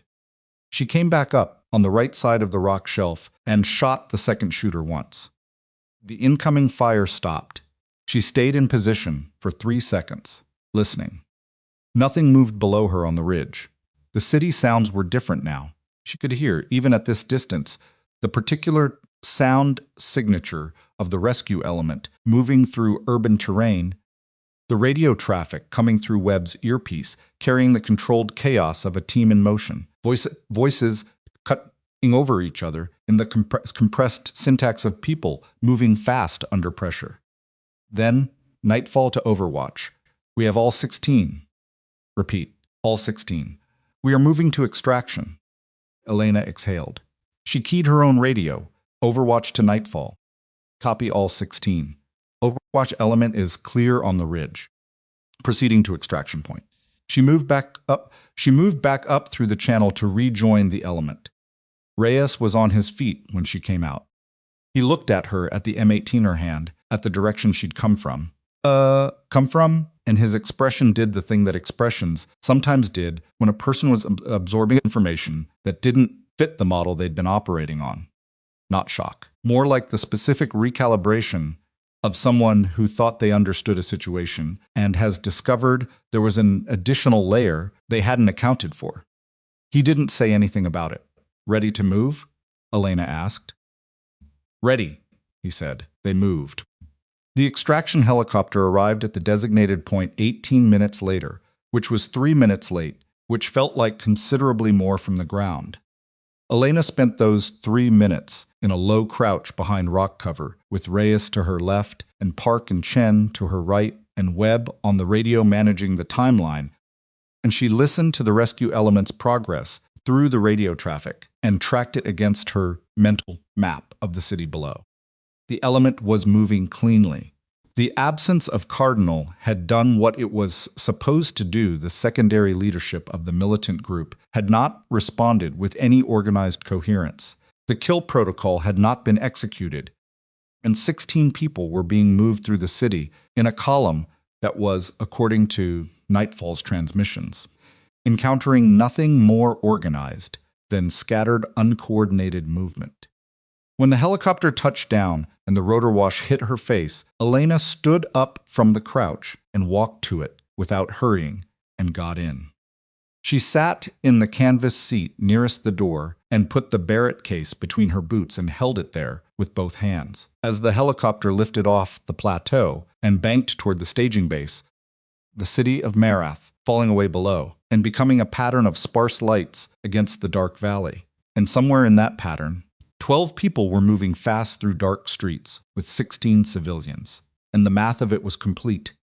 And the shot that she had waited for and measured and refused to take until until the moment was exactly right. It had been fired at 309 into a third-floor window of a concrete building at 2,990 meters, and it had done what it was supposed to do. Reyes sat across from her in the helicopter, and after a while he said quietly, "Northwest at 6. She looked at him. "The wind call," he said, "before you fired. I've been running the calculation since we moved. The shift I reported just before you took it, the northerly component settling back, that changed the correction by almost 8 centimeters at the target." He paused. "You were waiting for that?" "Yes," she said. He was quiet for a moment. The helicopter noise filled the space between them. "I didn't know what I was watching," he said finally. "Not until you shot. I knew you were waiting for something. I didn't know what it was or whether it existed." He met her eyes. "I kept calling the wind because that was my job. But I didn't know." "That's all right," Elena said. "Is it?" "Yes." She looked at the darkness outside the door.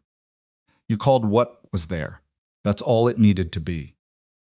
Below them, the valley receded, and the staging base's lights came up ahead, and in Elena's earpiece, the radio was carrying the sound of Nightfall's progress through the city. 16 voices that were not dead, moving through the dark toward somewhere they could be safe. Her left hip ached from the rock shelf. She didn't particularly mind. The staging base at 441 was a different place than it had been 12 hours earlier. The difference wasn't structural, the same prefab modules, the same flat plateau, the same mineral-edged air, sitting cold and thin above the scrub hills. What had changed was the quality of the silence. When Elena had left this space 14 hours ago with Reyes and Webb's element, the silence had been the silence of waiting, which was dense and pressurized and uncomfortable. Now it was something else. Not relief. Exactly, relief was for people who hadn't spent enough time in these situations to understand what came after, but something more like the particular stillness of a system that had been running at maximum load, and had finally been allowed to stand down one stage. Voss was on the tarmac when the helicopter landed. She watched Elena step off, watched her carry the Barrett case herself across the landing pad, watched her walk with the slight favoring of the left hip that she was clearly not aware she was doing. Voss said nothing until Elena was close enough for normal conversation, and then she said, "All 16 are out. Ground team is 40 minutes from the secondary extraction point." "I heard it on the radio," Elena said. "The debrief starts at 600. "I know." Voss looked at her for a moment with the flat, evaluating attention that was apparently her default mode of human interaction. "You need food and water before then." "I know that too." Voss almost smiled. "There's coffee inside." "It's bad." "That's fine," Elena said. "I'm used to bad coffee." The debrief began at 607, which was 7 minutes late, because Dormer, the CIA liaison, had not finished his preliminary call with whoever he reported to in whatever directorate he represented, and Voss had decided to wait for him rather than start without him and spend the next 2 hours answering his objections to whatever had been said before he arrived. The room was configured differently than it had been. For the planning session, the tactical display table had been cleared and replaced with chairs arranged in a rough circle, which was either a deliberate attempt at informality or a default setup because the table had been needed elsewhere. Vale was present, having arrived at the staging base on a separate flight during the operation window. Mercer was present. Webb and Keene were present. Reyes sat in the corner nearest the door with his notebook on his knee. Brent was present via secure video link from Redstone, his face on a monitor at the far end of the room, which had the strange effect of making him both part of the conversation and visibly removed from it.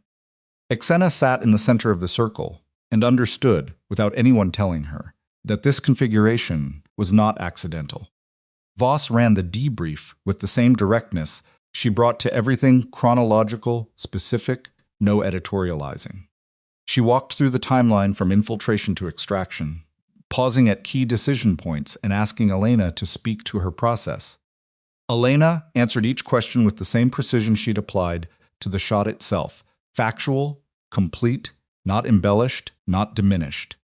When Voss reached the moment of the delayed shot, the 40-minute wait on the rock shelf while Cardinal stood at the window, she said, "Walk me through the decision not to shoot immediately."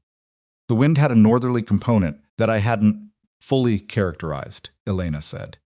"At 2,990 meters, a lateral correction error of 8 to 10 centimeters at the target is the difference between a confirmed hit and a near miss that alerts the target, triggers the kill protocol at the compound, and results in 16 deaths. The window to shoot was present. The conditions were not within acceptable margin. At what point did they become acceptable? 309. The northerly component settled. Reyes confirmed northwest at 6, steady. My own read matched. I had approximately 30 seconds of condition stability, which was enough. Voss made a note. The post-shot contact on the ridgeline.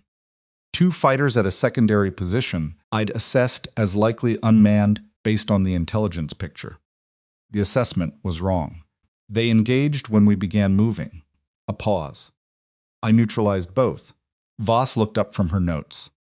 With your sidearm, at what range? The first from approximately 40 meters, after I flanked through a terrain channel. The second from approximately 35 meters after drawing his fire off my original position. Silence in the room for a moment. Okay, Voss said and made another note. From the monitor at the far end of the room, Brent said, I want to understand the decision-making on the hold. Everyone looked at the monitor. The 40-minute wait, Brent said. The rescue element had been staged and ready to move for over an hour at that point.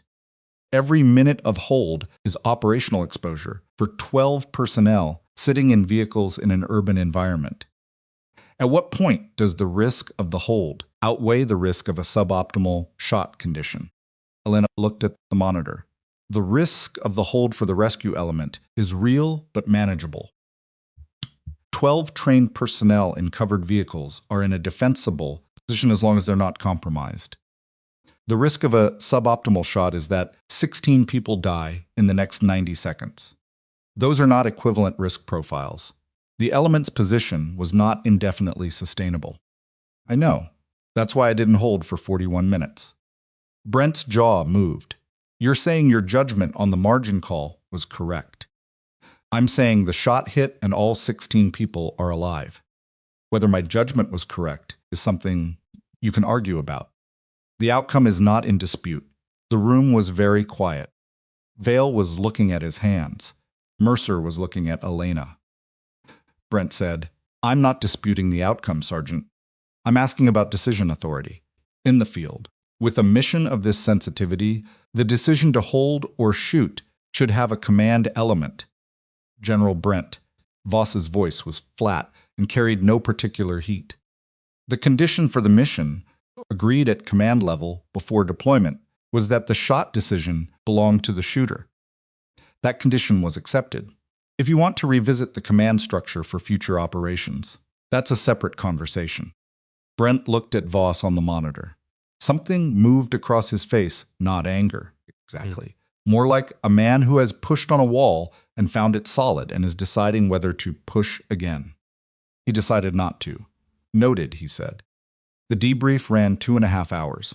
By the end of it, Elena was running on something that wasn't quite adrenaline and wasn't quite exhaustion, but existed somewhere in the metabolic space between them, the particular flat battery state of a body that has been asked for more than it normally provides, and has provided it, and is now presenting the invoice. Her left hip had stiffened through the 2.5 hours of sitting, and the bruise had fully developed into something she'd need to look at when she had privacy. After Voss closed the formal session, the room shifted into the less structured conversations that followed debriefs, small clusters, individual exchanges, the institutional processing of what had just happened. Elena stayed in her chair and drank the bad coffee, which had not improved. Mercer came and sat beside her. He didn't say anything immediately, which was consistent with his general communication style. He sat and drank his own coffee and looked at the wall. Then there's going to be pressure. What kind? The kind that comes after something like this works. He glanced at her. People who were skeptical don't acknowledge they were wrong. They pivot to ownership. They want to be associated with the outcome. A pause. You're going to hear from people you've never heard from, who will tell you they always believed in you. Elena looked at her coffee cup. That sounds exhausting. It will be. What kind of pressure specifically? Mercer turned to look at her more directly. Voss wants you active. She's been understaffed at the capability level you represent for a long time, and this operation confirmed the capability, which means it confirmed the gap she's been trying to fill. She'll want to formalize an assignment, long-term, structured, with training and support resources attached. That sounds reasonable.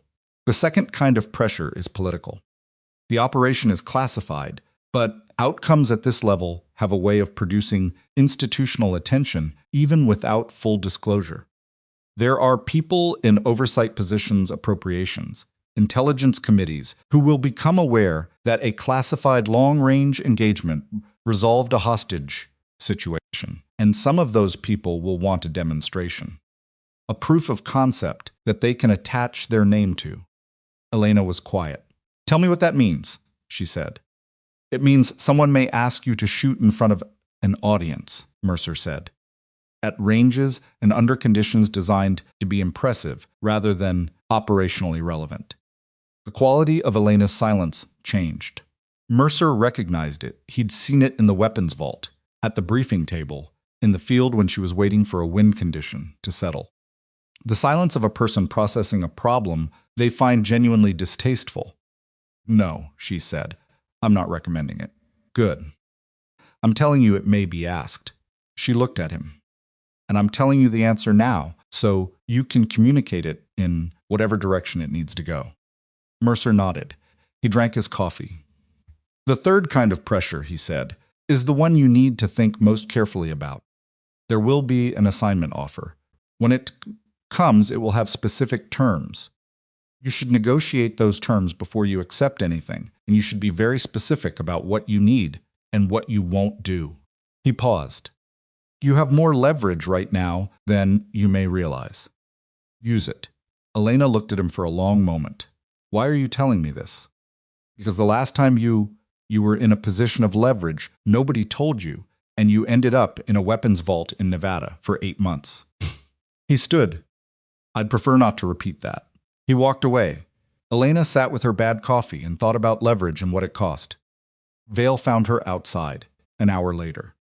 She was sitting on the edge of the staging area's perimeter, on a low concrete barrier that served no obvious purpose, watching the eastern horizon, where the first suggestion of dawn was beginning to set the sky from the ridgeline. The Barrett case was beside her. She still hadn't put it in the equipment storage. Vale came and stood nearby. He didn't sit. The rescue element landed 40 minutes ago, he said. All 16 are at the secondary forward base. Medical assessment ongoing, but preliminary reports indicate no critical injuries. Psychological trauma is expected, but everyone is ambulatory and communicating. Good, Elena said. The intelligence community is characterizing the operation as a significant success. Cardinal's removal is expected to have a destabilizing effect on the militant faction's operational capacity for at least the near to medium term. Also good. Vale was quiet for a moment. How are you? The question landed differently than the debrief questions, personally rather than professionally, and Elena looked at him as though briefly surprised by the distinction. I'm all right, she said. Then, after a moment, my hip hurts. You went down on the ridge on the way up. Park mentioned it. Soft rock. Slippery. She looked back at the horizon. It's fine. Vale sat on the barrier beside her, which she hadn't expected. He was a 4-star general, and 4-star generals did not, as a general proposition, sit on concrete barriers in the pre-dawn dark next to staff sergeants they'd met 4 days ago. He said, when you were in the position, before you shot, what was it like? She looked at him. It was a real question, not procedural, not for any kind of report. She considered whether to answer it with the same procedural accuracy she'd brought to the debrief, and decided against it.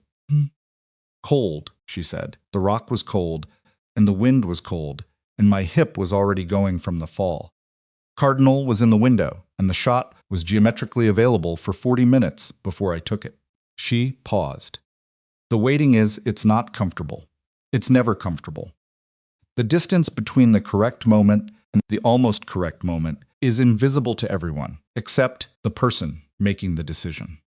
So you're holding a position that nobody else can see the logic of, and the radio is running behind you, and the rescue element is staged and burning fuel, and you're lying on cold rock waiting for 8 centimeters of wind correction to resolve. She looked at the horizon, and the whole time you're aware that if you're wrong about when the moment is either direction, too early, or too long, the outcome changes completely. But you waited. I waited. How did you know when it was right? She thought about this. You don't know, she said finally. You have a model. You have the data Reyes is giving you. You have your own read. You have the math. And at some point, the model and the data and the read and the math converge into a state that's close enough to certainty that the risk of waiting longer is greater than the risk of shooting. She paused. It's not a feeling. It's a calculation that's so fast and so layered that it feels like a feeling. Vale was quiet. The fighters on the ridge, he said. That was different. Yes. Talk me through it. No model for that, she said, more simply. That's just training and terrain. I saw the channel and I moved through it because it was the move that made sense, and I had maybe 4 seconds to make the decision. She shrugged slightly. I've been in those situations before. You don't think exactly. You move. Mercer's right, Vale said. You have leverage. Use it. She looked at him. You talked to Mercer. I talked to Mercer about a lot of things, including the weapons vault at Redstone 8 months ago. He met her eyes. That shouldn't have happened. The assignment process failed you. I want to be direct about that. Elena held his gaze. The quality of the silence between them was different from the silence in the briefing room, different from the silence on the ridgeline. It had the quality of 2 people operating in the same register for the first time, which was new enough to be slightly disorienting. I didn't fight it, she said, the assignment. I could have made noise, filed requests through proper channels, escalated to SOCOM. Why didn't you? A long pause. After the last Viper operation, I needed some time to be somewhere where nobody was asking me to do anything complicated. She looked at the horizon. The vault was quiet. The work was straightforward. I knew where everything was and what it was supposed to do. A pause that had something under it. I needed that for a while. The redacted medical evaluation. I was fine, she said. Then I was fine enough. The vault helped. And now, she looked at the Barrett case beside her. At the horizon where the dawn was thickening. At her own hands, which were steady, they were always steady. That was the training. That was the thing that never left. And then at Vale. Now I'm ready, she said. Whatever that means for whatever comes next. What came next arrived, faster than Mercer had suggested it might. By noon, Voss had called Elena into a one-on-one meeting in the small side office, off the main briefing module. The office had a desk and 2 chairs and a window that looked at the hill to the north. And Voss sat behind the desk with a folder in front of her and the direct manner of someone who was not going to spend time on preamble. I want to make you an offer, Voss said. I know, Elena said. Voss looked at her, Mercer. He mentioned a conversation was likely. All right, then you know the broad shape. I have a capability gap at the long-range precision tier that this operation has confirmed in fairly dramatic terms. I want to formalize a role, not a paper role, an actual operational slot with training resources, equipment allocation, and mission rotation.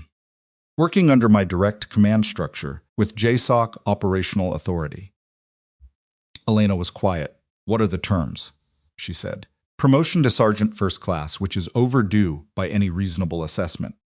Operational autonomy on shot decisions, which we've already established as a condition, and which this operation has validated. mission rotation at a pace that allows adequate preparation time between deployments. Spotter selection authority, your call on personnel. Voss paused. In return, I need availability, rapid response capability when a situation like this develops. And I need you to participate in a limited training and mentorship function for the next generation of long-range operators coming up through the pipeline. Elena looked at the window in the northern hill. The political dimension, she said. The demonstration requests Mercer mentioned. Voss's expression shifted slightly.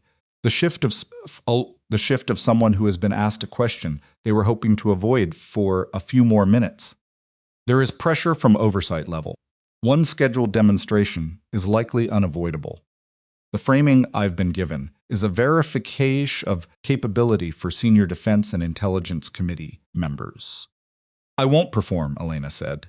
If it's a demonstration, I'll demonstrate the process, the calculation, the preparation, the decision-making. Not a show. Define the difference. If someone puts a target at a politically convenient range and wants me to shoot it while cameras watch, that's a performance. It doesn't validate anything except my ability to perform under controlled conditions, which tells the observer nothing meaningful about operational capability. She looked at Voss. If they want to understand what this capability actually is, I'll walk them through the math and the decision framework and the conditions that make the difference between a viable shot and an unacceptable one. That has educational value. The other doesn't. Voss looked at her for a long moment. That's a harder sell, she said. I know. I'm making it anyway. And if command doesn't accept that framing, then I'd like to understand what they want from me before I sign anything. The silence that followed was not unfriendly. Voss was looking at Elena with an expression that had evolved over the course of their interactions from professional assessment to something that shared a border with respect without quite declaring itself. I'll push back on the demonstration framing, Voss said finally. I can't guarantee the result. I'm not asking for guarantees. I'm asking for an honest conversation. You'll get one. Voss put her hand flat on the folder. There's a second issue, more internal. Brent. Elena said nothing. He filed a written concern this morning. Logged officially. The substance of it is that the mission's successful outcome doesn't retroactively validate what he characterizes as an irregular asset selection process and decision authority structure that fell outside standard protocol. Voss's tone was neutral to the point of suggesting the effort required to keep it neutral. He's not wrong about the process being irregular. She paused, choosing, missing some context about why the irregularity was necessary. Will it affect the assignment offer? Not from my end. My command authority is sufficient to structure the role without Brent's concurrence. But he has relationships in the institutional army that make him the kind of person who can create friction at the promotion and records level, even when he can't block an operational assignment. She met Elena's eyes. I want you to be aware of that. Elena absorbed this without visible response. How do I handle it? She said. You don't handle it. I handle it. I'm telling you because you should know the landscape. Voss closed the folder. The question is whether you want the role under those conditions. Friction is real. It has costs. Some of them are tangible, and some of them are the kind that are harder to measure. Like what? Like being the person who proved something significant in a context that certain people would prefer to minimize, and having to operate inside an institution that will use your capability and contest your standing simultaneously. Voss looked at her levelly. It's not fair. It's accurate. Elena looked at the window again.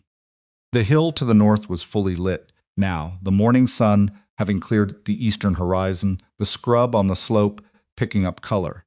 She thought about the weapons vault in Nevada and the fluorescent lights and the 8 months that had been, in their own way, what she needed and what they had also cost. It's not a new situation, she said. No, I'll take the role. She looked at Voss. On the conditions I stated. Condition about the demonstration is still in negotiation. I understand that. The other conditions, It's accepted. Voss extended her hand across the desk. Elena shook it. The news about Brent's official concern reached Vale that evening. He read the document in his temporary office at the staging base. 3 pages, formally professionally structured, professionally written. The kind of document that would cause exactly as much institutional difficulty as Brent intended it to cause, and not one line more. Vale read it twice, set it down, and thought for a moment. Then he made a call, not to Brent, not to Mercer, to a name further up the chain, a person whose position was senior enough that a call from a 4-star warranted immediate answer, and whose understanding of classified operations was comprehensive enough that the relevant context could be communicated without a lengthy brief. The call lasted 11 minutes. What was said during those 11 minutes would not appear in any document. What happened in the week following the call was this. Brent's official concern was received, processed, and filed in a location where official concerns went when they were not going to produce further action. It did not disappear. It was part of the record, which was appropriate, but it went no further. The friction Voss had warned Elena about did not materialize in any of the specific forms that had been anticipated. Brent called Vale directly, 4 days later, and said in the careful language of a man who understands that the conversation he's having is not the conversation he thought he was going to have, that he respected the outcome of the operation, and had confidence in the command structure that had authorized it. Vale said that he appreciated that. They did not discuss the matter again. The one thing that did not resolve cleanly was the demonstration. Voss had pushed back on it, as she'd said she would. The push had been effective at the margins. The scope of the demonstration had been narrowed. The framing had been shifted from performance to process. The audience had been reduced from a broad committee delegation to 4 senior members and their defense staff liaisons. But the demonstration itself had survived the negotiation. Voss communicated this to Elena with the expression of someone delivering a result they find acceptable but not good. 4 people, Elena said. 4 principals and 6 staff. Range. The request is for something beyond standard military qualification standards. The number they gave was 3,000 meters, which I think was chosen because it's a round number that sounds impressive. Elena looked at her. They want me to recreate the mission. No. They want to observe a capability they can point to in an oversight context. There's a difference. Is there? Voss held her gaze. They're not wrong to want verification. People in their positions authorize resources and operations based on claimed capabilities all the time and rarely get to see those capabilities demonstrated. The impulse is defensible even if the format is imperfect. I said I'd think about the format. I know. I'm telling you the constraints I'm working within. Selena sat with it. She thought about what Mercer had said leverage, and what leverage cost when it was spent, and what it was worth when it wasn't. Tell them 3,000 meters, she said finally, in conditions I assess as appropriate. Not a synthetic setup. Real conditions, field conditions, whatever the natural environment at the range provides. And I walk them through the decision process before I shoot. They understand why I'm waiting for what I'm waiting for. They understand what an acceptable margin looks like. They understand what would make me decline the shot. She looked at Voss. If they want to see the capability, they see all of it, not just the boom. Voss looked at her. I can work with that, she said. The night before the demonstration, as Elena was alone in the quarters she'd been assigned at the staging base, a small room with a cot and a window. Standard Ford base accommodation, the kind of room that existed purely for sleep and nothing else. She sat on the edge of the cot with her ballistics notebook on her knee and worked through the conditions she anticipated for the next day's range session. The range was a military installation in the western desert. She'd been sent the terrain data. She'd looked at the terrain data and had 3 candidate positions and had a preliminary preference for the one that would give her the most consistent read on the prevailing wind. At 2,200, she put the notebook down. She looked at the wall for a while, which was something she did sometimes when the calculations were complete, and the preparation was as complete as it could be, and the only remaining task was to wait for the moment to arrive. Her phone had a message from a number she recognized, a Viper-era contact she hadn't spoken to in over a year, someone who had been there for the operational circumstances that were redacted from her file, someone who understood exactly what the 8 months at Redstone had meant, and what this operation had meant, and what came after. The message said, "Heard what happened. You okay?" Elena looked at the message for a long moment. She typed back, "Yeah, getting there." She put the phone down and lay back on the cot and looked at the ceiling of a room that smelled like every forward base room she'd ever been in, metal and dry air, and the particular flatness of a space that existed outside ordinary time. And she thought about 2,990 meters in northwest at 6, and the space between a heartbeat and the next heartbeat, where everything either happened or it didn't. Outside, the desert was cold and enormous, and completely indifferent. Inside, Elena Cross closed her eyes and waited for morning. Morning came the way, desert. Mornings came fast, and without the darkness giving way to a thin gray line on the eastern horizon that widened into orange and then into the flat, hard light of a sky with nothing in it to soften the transition. Elena was already awake when it happened. She'd slept in segments, 90 minutes, then an hour, then a stretch that might have been 45 minutes or might have been less, the kind of fragmented sleep that wasn't restful but was sufficient. The body taking what the situation allowed and making it work. She'd been awake in the final dark before dawn, lying on the cot with her eyes open, running through the range conditions she'd studied the night before without the notebook, just the numbers and the terrain in her head, the way she always did before anything that mattered. At 530, she got up, dressed, and went to find the bad coffee. Reyes was already at the small mess table when she arrived, his own cup in front of him, his notebook open but not being written in. He looked up when she came in. Neither of them said anything for a moment, which was the kind of silence that had become comfortable enough between them over the past few days that it no longer required management. "Range brief is at 800, he said finally. "I know. You sleep? Enough." She poured her coffee and sat across from him. "You? More than enough." He paused. "I don't know how you do it. Before something like this, I kept waking up running wind calculations in my head. That's not a bad use of the time." He looked at her. Does it stop feeling like this? Before. Elena looked at her cup. Define this. Like, the thing is already happening in your head before you've done it. Like you're already in the position, already reading the conditions, and you haven't left the building yet. She thought about it. "No," she said, "it doesn't stop. You just stop fighting it." She looked at him. "That feeling is your brain doing its job, trying to pre-solve the problem. The mistake is thinking it should feel different." Reyes absorbed this. He looked at his notebook, then closed it. "What if it's not right conditions today? Then I don't shoot. And the 4 senators, or whoever they are, then they see what happens when the conditions aren't right," Elena said, which is actually more useful information than watching a clean shot in perfect weather. She drank her coffee.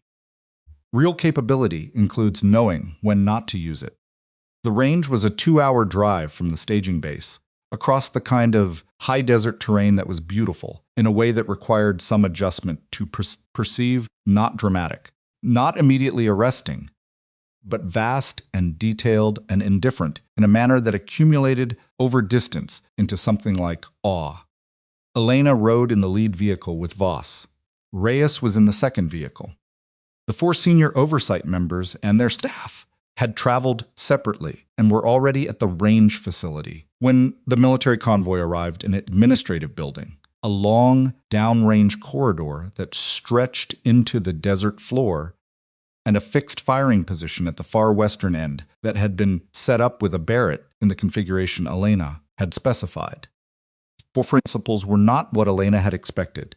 which was itself a useful reminder about expectations.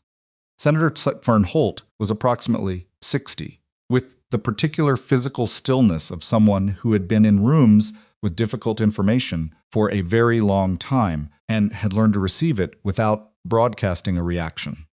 Representative Conrad Fisk was younger, mid-40s, and had the quality of attention that suggested he was smarter than his public presentation indicated, which was a type Elena had encountered before and respected more than its opposite.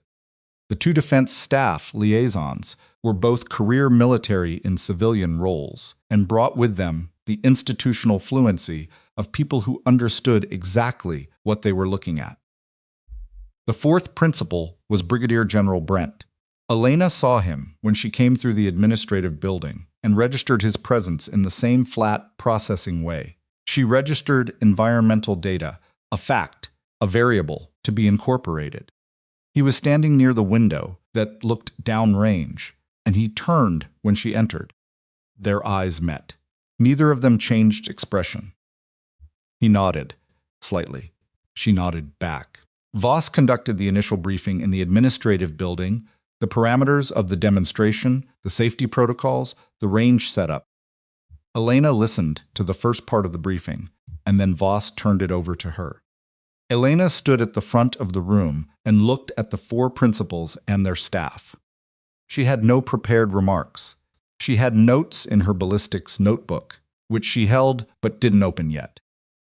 "What I'm going to do this morning," she said, "is walk you through a decision process before you watch me attempt a shot. The shot is at 3,000 meters, which is a round number someone picked because it sounds significant. It is significant, but the number is less important than the set of conditions that make it possible or not possible. And I want you to understand those conditions before I get into a firing position." She paused. "If you only see the shot, you've seen a demonstration. If you understand the conditions, you've seen the capability." "Holt," the senator said, "what's the difference?" "A demonstration tells you I can hit a target at 3,000 meters on this range, today, in these conditions. The capability tells you when and why a long-range precision engagement is the right solution to a problem, and when it isn't, and what the actual margin of error looks like at this range, and what happens when that margin isn't acceptable." Elena looked at her.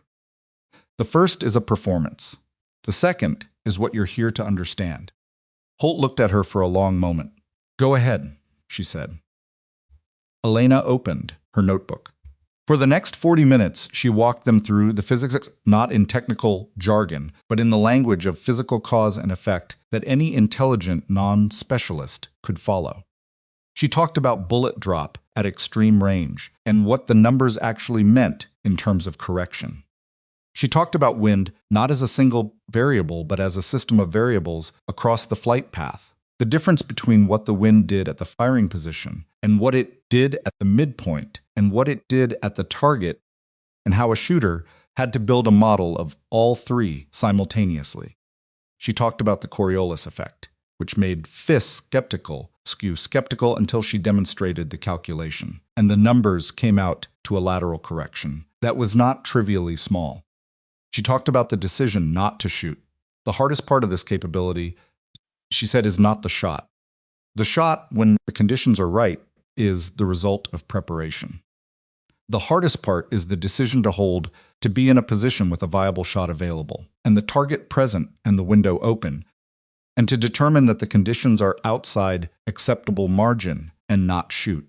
She looked at each of them in turn. That decision is what distinguishes a precision engagement from a lucky shot. And it's the decision that no training exercise or demonstration can fully communicate, because the stakes aren't real. Brent, who had been standing at the back of the room throughout, said, "The recent operation." Everyone looked at him. "The 40-minute hold on the ridge," he said. His voice had changed from the defensive, institutional authority tone Elena had heard across multiple briefing tables over the past week. He was speaking more carefully now, the tone of someone who is saying something he has prepared. The decision to hold rather than shoot in a suboptimal wind condition. I characterize that, in my official concern, as a decision authority issue. He paused. I've had some time to think about that characterization. The room was quiet. The outcome vindicates the decision, he said. But I was focused on the process irregularity rather than the reasoning behind the decision. Those are related, but they're not the same thing. He met Elena's eyes. I want to say that directly rather than let it sit in a filed document somewhere. Elena looked at him. She took his measure as she took the measure of everything without hurry, without performance, with the flat assessment of a person who had stopped needing the world to match her expectations. I appreciate that, she said. It was 3 words. They were the right 3 words. Brent nodded once and went back to looking at the room. They went to the range at 940. The desert air at this hour was cool, but heating fast, the sun already cutting hard across the valley floor in a way that would create thermal shimmer above the dark surfaces by mid-morning. Elena felt the temperature and the airflow and logged them. She walked the firing position before she set up, moving the wind from the platform slowly, feeling the wind from the southwest today, which was different from the prevailing pattern she'd studied, which meant her preliminary calculations needed adjustment. Reyes was at her elbow within 30 seconds of her arrival at the position. He was reading the wind with his own instruments, and without being asked, began calling halt readings at the intervals they'd established in the field. Southwest at 9. Fairly steady. She nodded. The 4 principals had been positioned behind the firing line at a safe observation distance, with optics of their own, to observe the target 3,000 meters downrange. The target was a standard military qualification, silhouette at full scale, mounted on a steel frame. 3,000 meters in the desert morning heat was a distance at which the target was not visible to the naked eye, and barely visible as a shape through standard binoculars. Elena set up the Barrett. She went through the assembly in the same 93-second sequence, not performing it, just doing it the same way she always did. She settled into prone position, adjusted for the surface angle, established her cheek weld, and looked through the scope. At 3,000 meters, the silhouette target was a defined shape in the optic.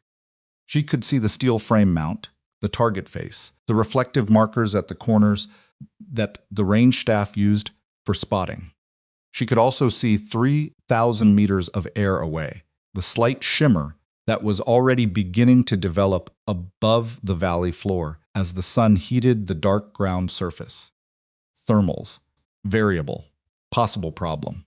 She lay still and watched the air above the target for 4 minutes, building a model of the thermal behavior, its frequency, its amplitude, its timing. It was not consistent.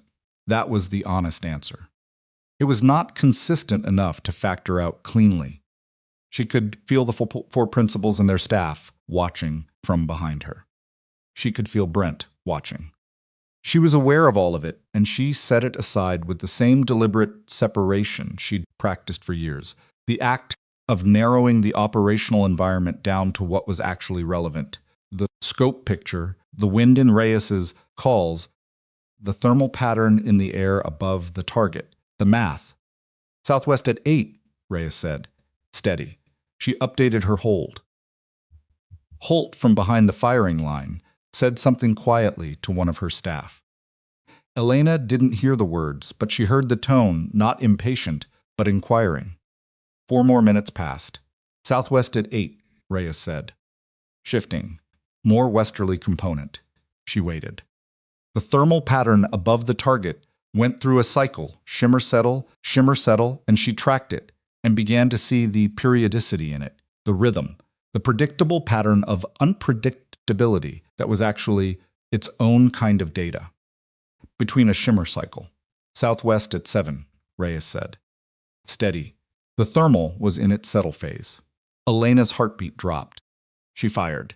The Barrett's report rolled across the desert, and in the silence that followed, the range safety officer, 3 positions down the line, said, into his radio, impact confirmed. Center mass. Nobody behind the firing line made a sound for a moment. Then Fisk, the representative, said quietly, how long did she wait?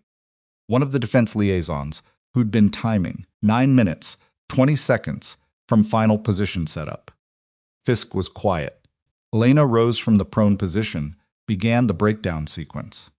Her mind was already running through the aftermath of the shot, not the target, the conditions, whether she'd read the thermal cycle correctly, or whether the center hit was confirmation or luck. The numbers said confirmation. She stayed with the numbers. Voss came to stand beside her while she was packing the Barrett. Clean, she said. Thermal was variable. I got lucky on the cycle timing. You predicted the cycle timing. I got lucky that my prediction was right. Elena looked at her. Those are different. Voss almost smiled. Most people wouldn't make that distinction. Most people aren't doing this at 3,000 meters. The debrief with the principals happened in the administrative building immediately afterward, and it was in Elena's experience, unlike any debrief had participated in. Holt led it. She sat across from Elena and asked questions with the precision of someone who had been listening carefully for the past 3 hours and had identified exactly what she needed to understand. The 9-minute wait, Holt said. Walk me through what you were looking at. Elena walked her through the thermal pattern, the shimmer cycle, the periodicity, the way she'd identified the settle phase as the viable window. Holt listened without interrupting, and at the end said, "So you were waiting for a predictable pause in an unpredictable system?" "Yes." "And if the pause didn't come in an acceptable time window?" "Then I don't shoot. And we have an honest conversation about whether the conditions on that day are compatible with the capability." Holt looked at her for a long moment. That's not how this capability has been characterized to us in previous briefings. How was it characterized? As a reliable solution to problems that other solutions can't address. Elena was careful. The capability is real. The shot at 3,000 meters just demonstrated that. The operation last week demonstrated it under significantly more difficult conditions. She held Holt's gaze. But reliable solution implies a certainty that isn't honest. The capability is real. The conditions that allow it to be applied are not always present. Those are both true simultaneously. Holt was quiet. Fisk, beside her, said, "What you're telling us is that the capability needs to be understood as conditional." "Yes, sir. And that previous characterizations may have overstated the certainty." "I can't speak to previous characterizations. I can tell you what the capability actually is." Fisk looked at Holt. Holt looked at her notes. The defense liaisons were writing. Brent said, "From the end of the table, this is the conversation that should have happened at the assessment stage, when this capability tier was first being considered for operational use." He said it to the room, not specifically to Elena. The gap between what a capability is and how it's characterized in institutional language is a recurring problem. It costs us when the characterization drives decisions that the actual capability can't support. Everyone looked at him. He looked at Elena. "You've been consistent about this from the beginning. I want that noted." She held his gaze. There was something in his face she hadn't seen there before, not contrition exactly, more like the expression of a man who has updated a model and is willing to say so, which was its own kind of rare. "Thank you, sir," she said. The formal assignment papers came through 3 days after the demonstration. Sergeant First Class Elena Cross, the promotion had been processed with unusual speed, which Vale had facilitated through channels Elena didn't ask about and didn't need to know, was assigned to a long-range precision element, operating under JSOC authority, direct command, Colonel Andrea Voss, effective immediately. The terms were the terms she had negotiated: operational autonomy on shot decisions, mission rotation with preparation time, spotter selection authority, training and mentorship responsibilities for the next generation of long-range operators coming through the pipeline. The demonstration requirement had been satisfied. There would not be another one. Brent's official concern, per Vale's communication to Elena, had been received and filed and would not produce further action. Brent himself had submitted a supplementary note to his original concern, not retracting it, because institutional documents didn't work that way, but adding context that, in the careful language of formal military correspondence, acknowledged the operational outcome and expressed confidence in the command structure that had produced it. It was the kind of document that institutional lawyers and career officers could read two different ways depending on what they needed it to say. Elena read it once and didn't think about it again. The first month of the new assignment was not operational. It was administrative and preparatory, and, in places, genuinely difficult, the kind of difficult that didn't have an obvious solution, because it was the difficulty of building something new inside an existing structure that hadn't been designed for it. Elena worked with Voss's staff on equipment procurement, on developing the training curriculum for the mentorship program, on establishing the communication and decision protocols that would govern future operations. She worked with Reyes.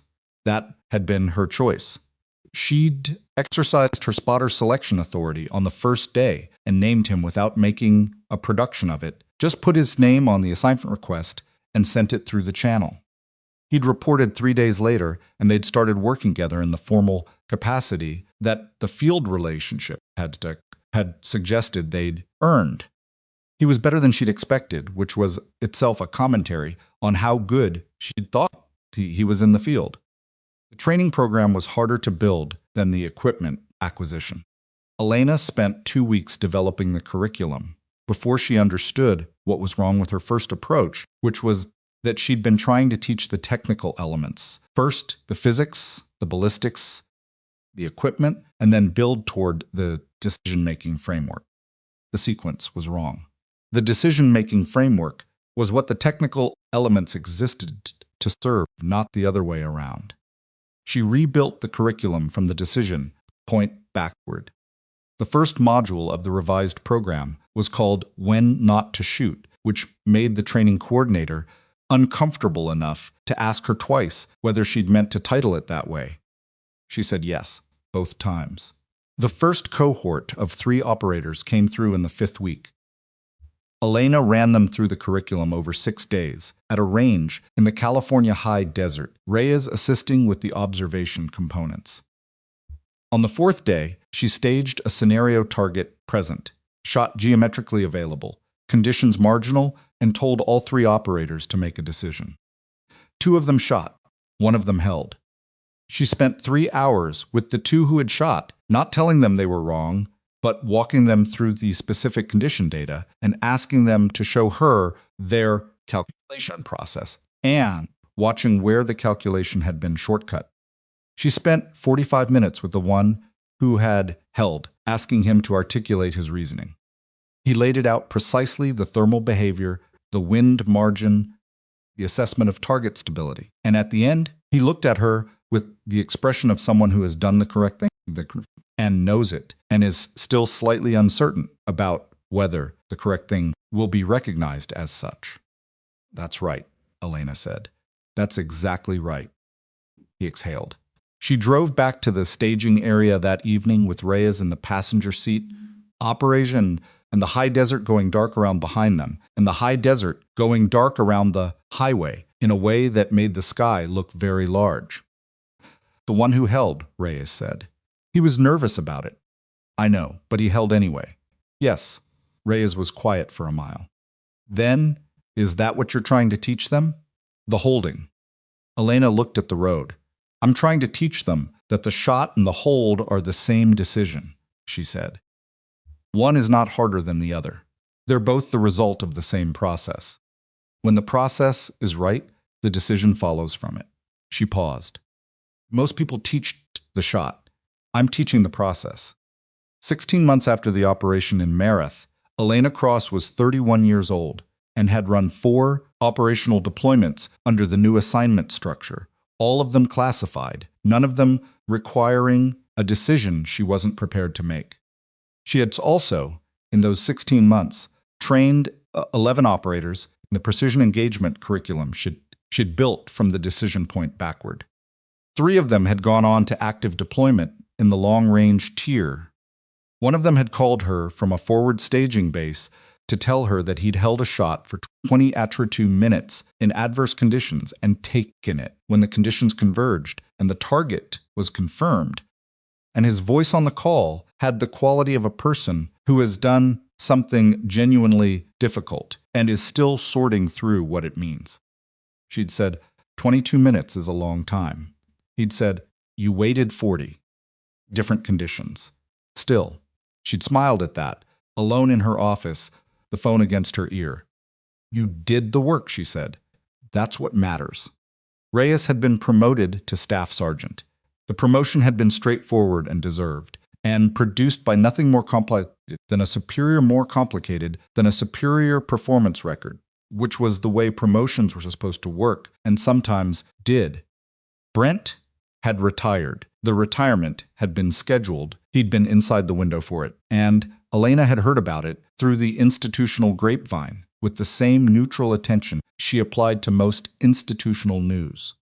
She didn't know what he'd done with himself after. She didn't ask. Whatever had shifted in him during the demonstration and its aftermath, whatever recalibration he'd made and the supplementary note had imperfectly reflected, was his to carry. She had no interest in managing his accounting. Vale had returned to his command, which was large and demanding and filled with the operational and administrative requirements of a 4-star general's daily existence. He called Elena once, 4 months after the demonstration, to tell her that the Marath operation had been cited in a classified capability assessment as a significant validation of the long-range precision engagement tier, and that the assessment had supported a resource allocation for expanded training infrastructure that would, among other things, make it easier to run the curriculum she'd built. Thought you should know, he said. Appreciated, she said. A pause on the line. How's the hip? She'd laughed at that, briefly, genuinely. Fine. Healed fine. Good. Another pause. You're doing good work, Sergeant. Thank you, sir. She meant it. He meant his. On a Tuesday morning in late October, 16 months after the operation, and more than 2 years after a general had walked into a weapons vault in Nevada and stopped at a small black badge on a staff sergeant's shoulder, Elena Cross woke before dawn in a standard issue room at the forward training facility and made the bad coffee and sat at the table where the ballistics notebook lived and opened it to a fresh page. She wasn't preparing for an operation. She was working on the second revision of the training curriculum, a section on atmospheric modeling under degraded data conditions, which was giving her trouble because the technical content was correct, but the pedagogical sequence still wasn't right, and she knew it. She worked on it for 40 minutes in the pre-dawn quiet, the coffee going cold beside her, and she made 2 changes that she thought were better, and 1 change she wasn't sure about and marked it with a question in the margin.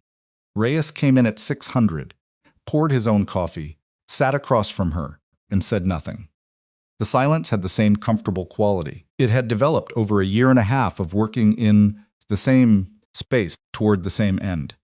After a while, he said, Section 3, still? The atmospheric modeling sequence, she said. The pedagogy is wrong. What's wrong with it? I'm starting with the model and building toward the decision. It should be the other way. He thought about it. Decision first. Model as the tool. Right. So you open the section with the scenario that breaks the model. Show them the moment where the data is insufficient and the decision still has to be made. Then you back up and teach them how to build the best model possible given imperfect data. He drank his coffee. The model is more useful when they already understand what it's for. Lena looked at him. She erased the question mark in the margin and wrote 3 lines. Yeah, she said. That's it. He nodded and opened his own notebook. Outside, the high desert was turning from black to gray to the hard flat orange of a clear November dawn, the same indifferent sky over the same indifferent terrain. And somewhere in the world, there were problems that would eventually require a small pencil dot on a classified topographic map and a firing position and a wind call and a decision made in the space between heartbeats. And in a training facility, in the California high desert, the person who would make that decision was sitting at a table with bad coffee and an open notebook, building the tool that would ensure the next person who needed to make it would be ready, not because they were extraordinary, but because they had been taught precisely and without illusion exactly what the work required. The decision to hold and the decision to shoot were the same decision. The shot was only the end of a process that most people never saw. And the ones who understood that, who could sit in a firing position for 40 minutes in a cold wind, running the math while the radio crackled and the clock moved, and the easy choice sat, waiting just inside their trigger reach, and still wait, still hold, still refuse to fire, until the moment was exactly what the moment needed to be. Those were the ones who could be trusted with the weight of what a single round at extreme distance could mean.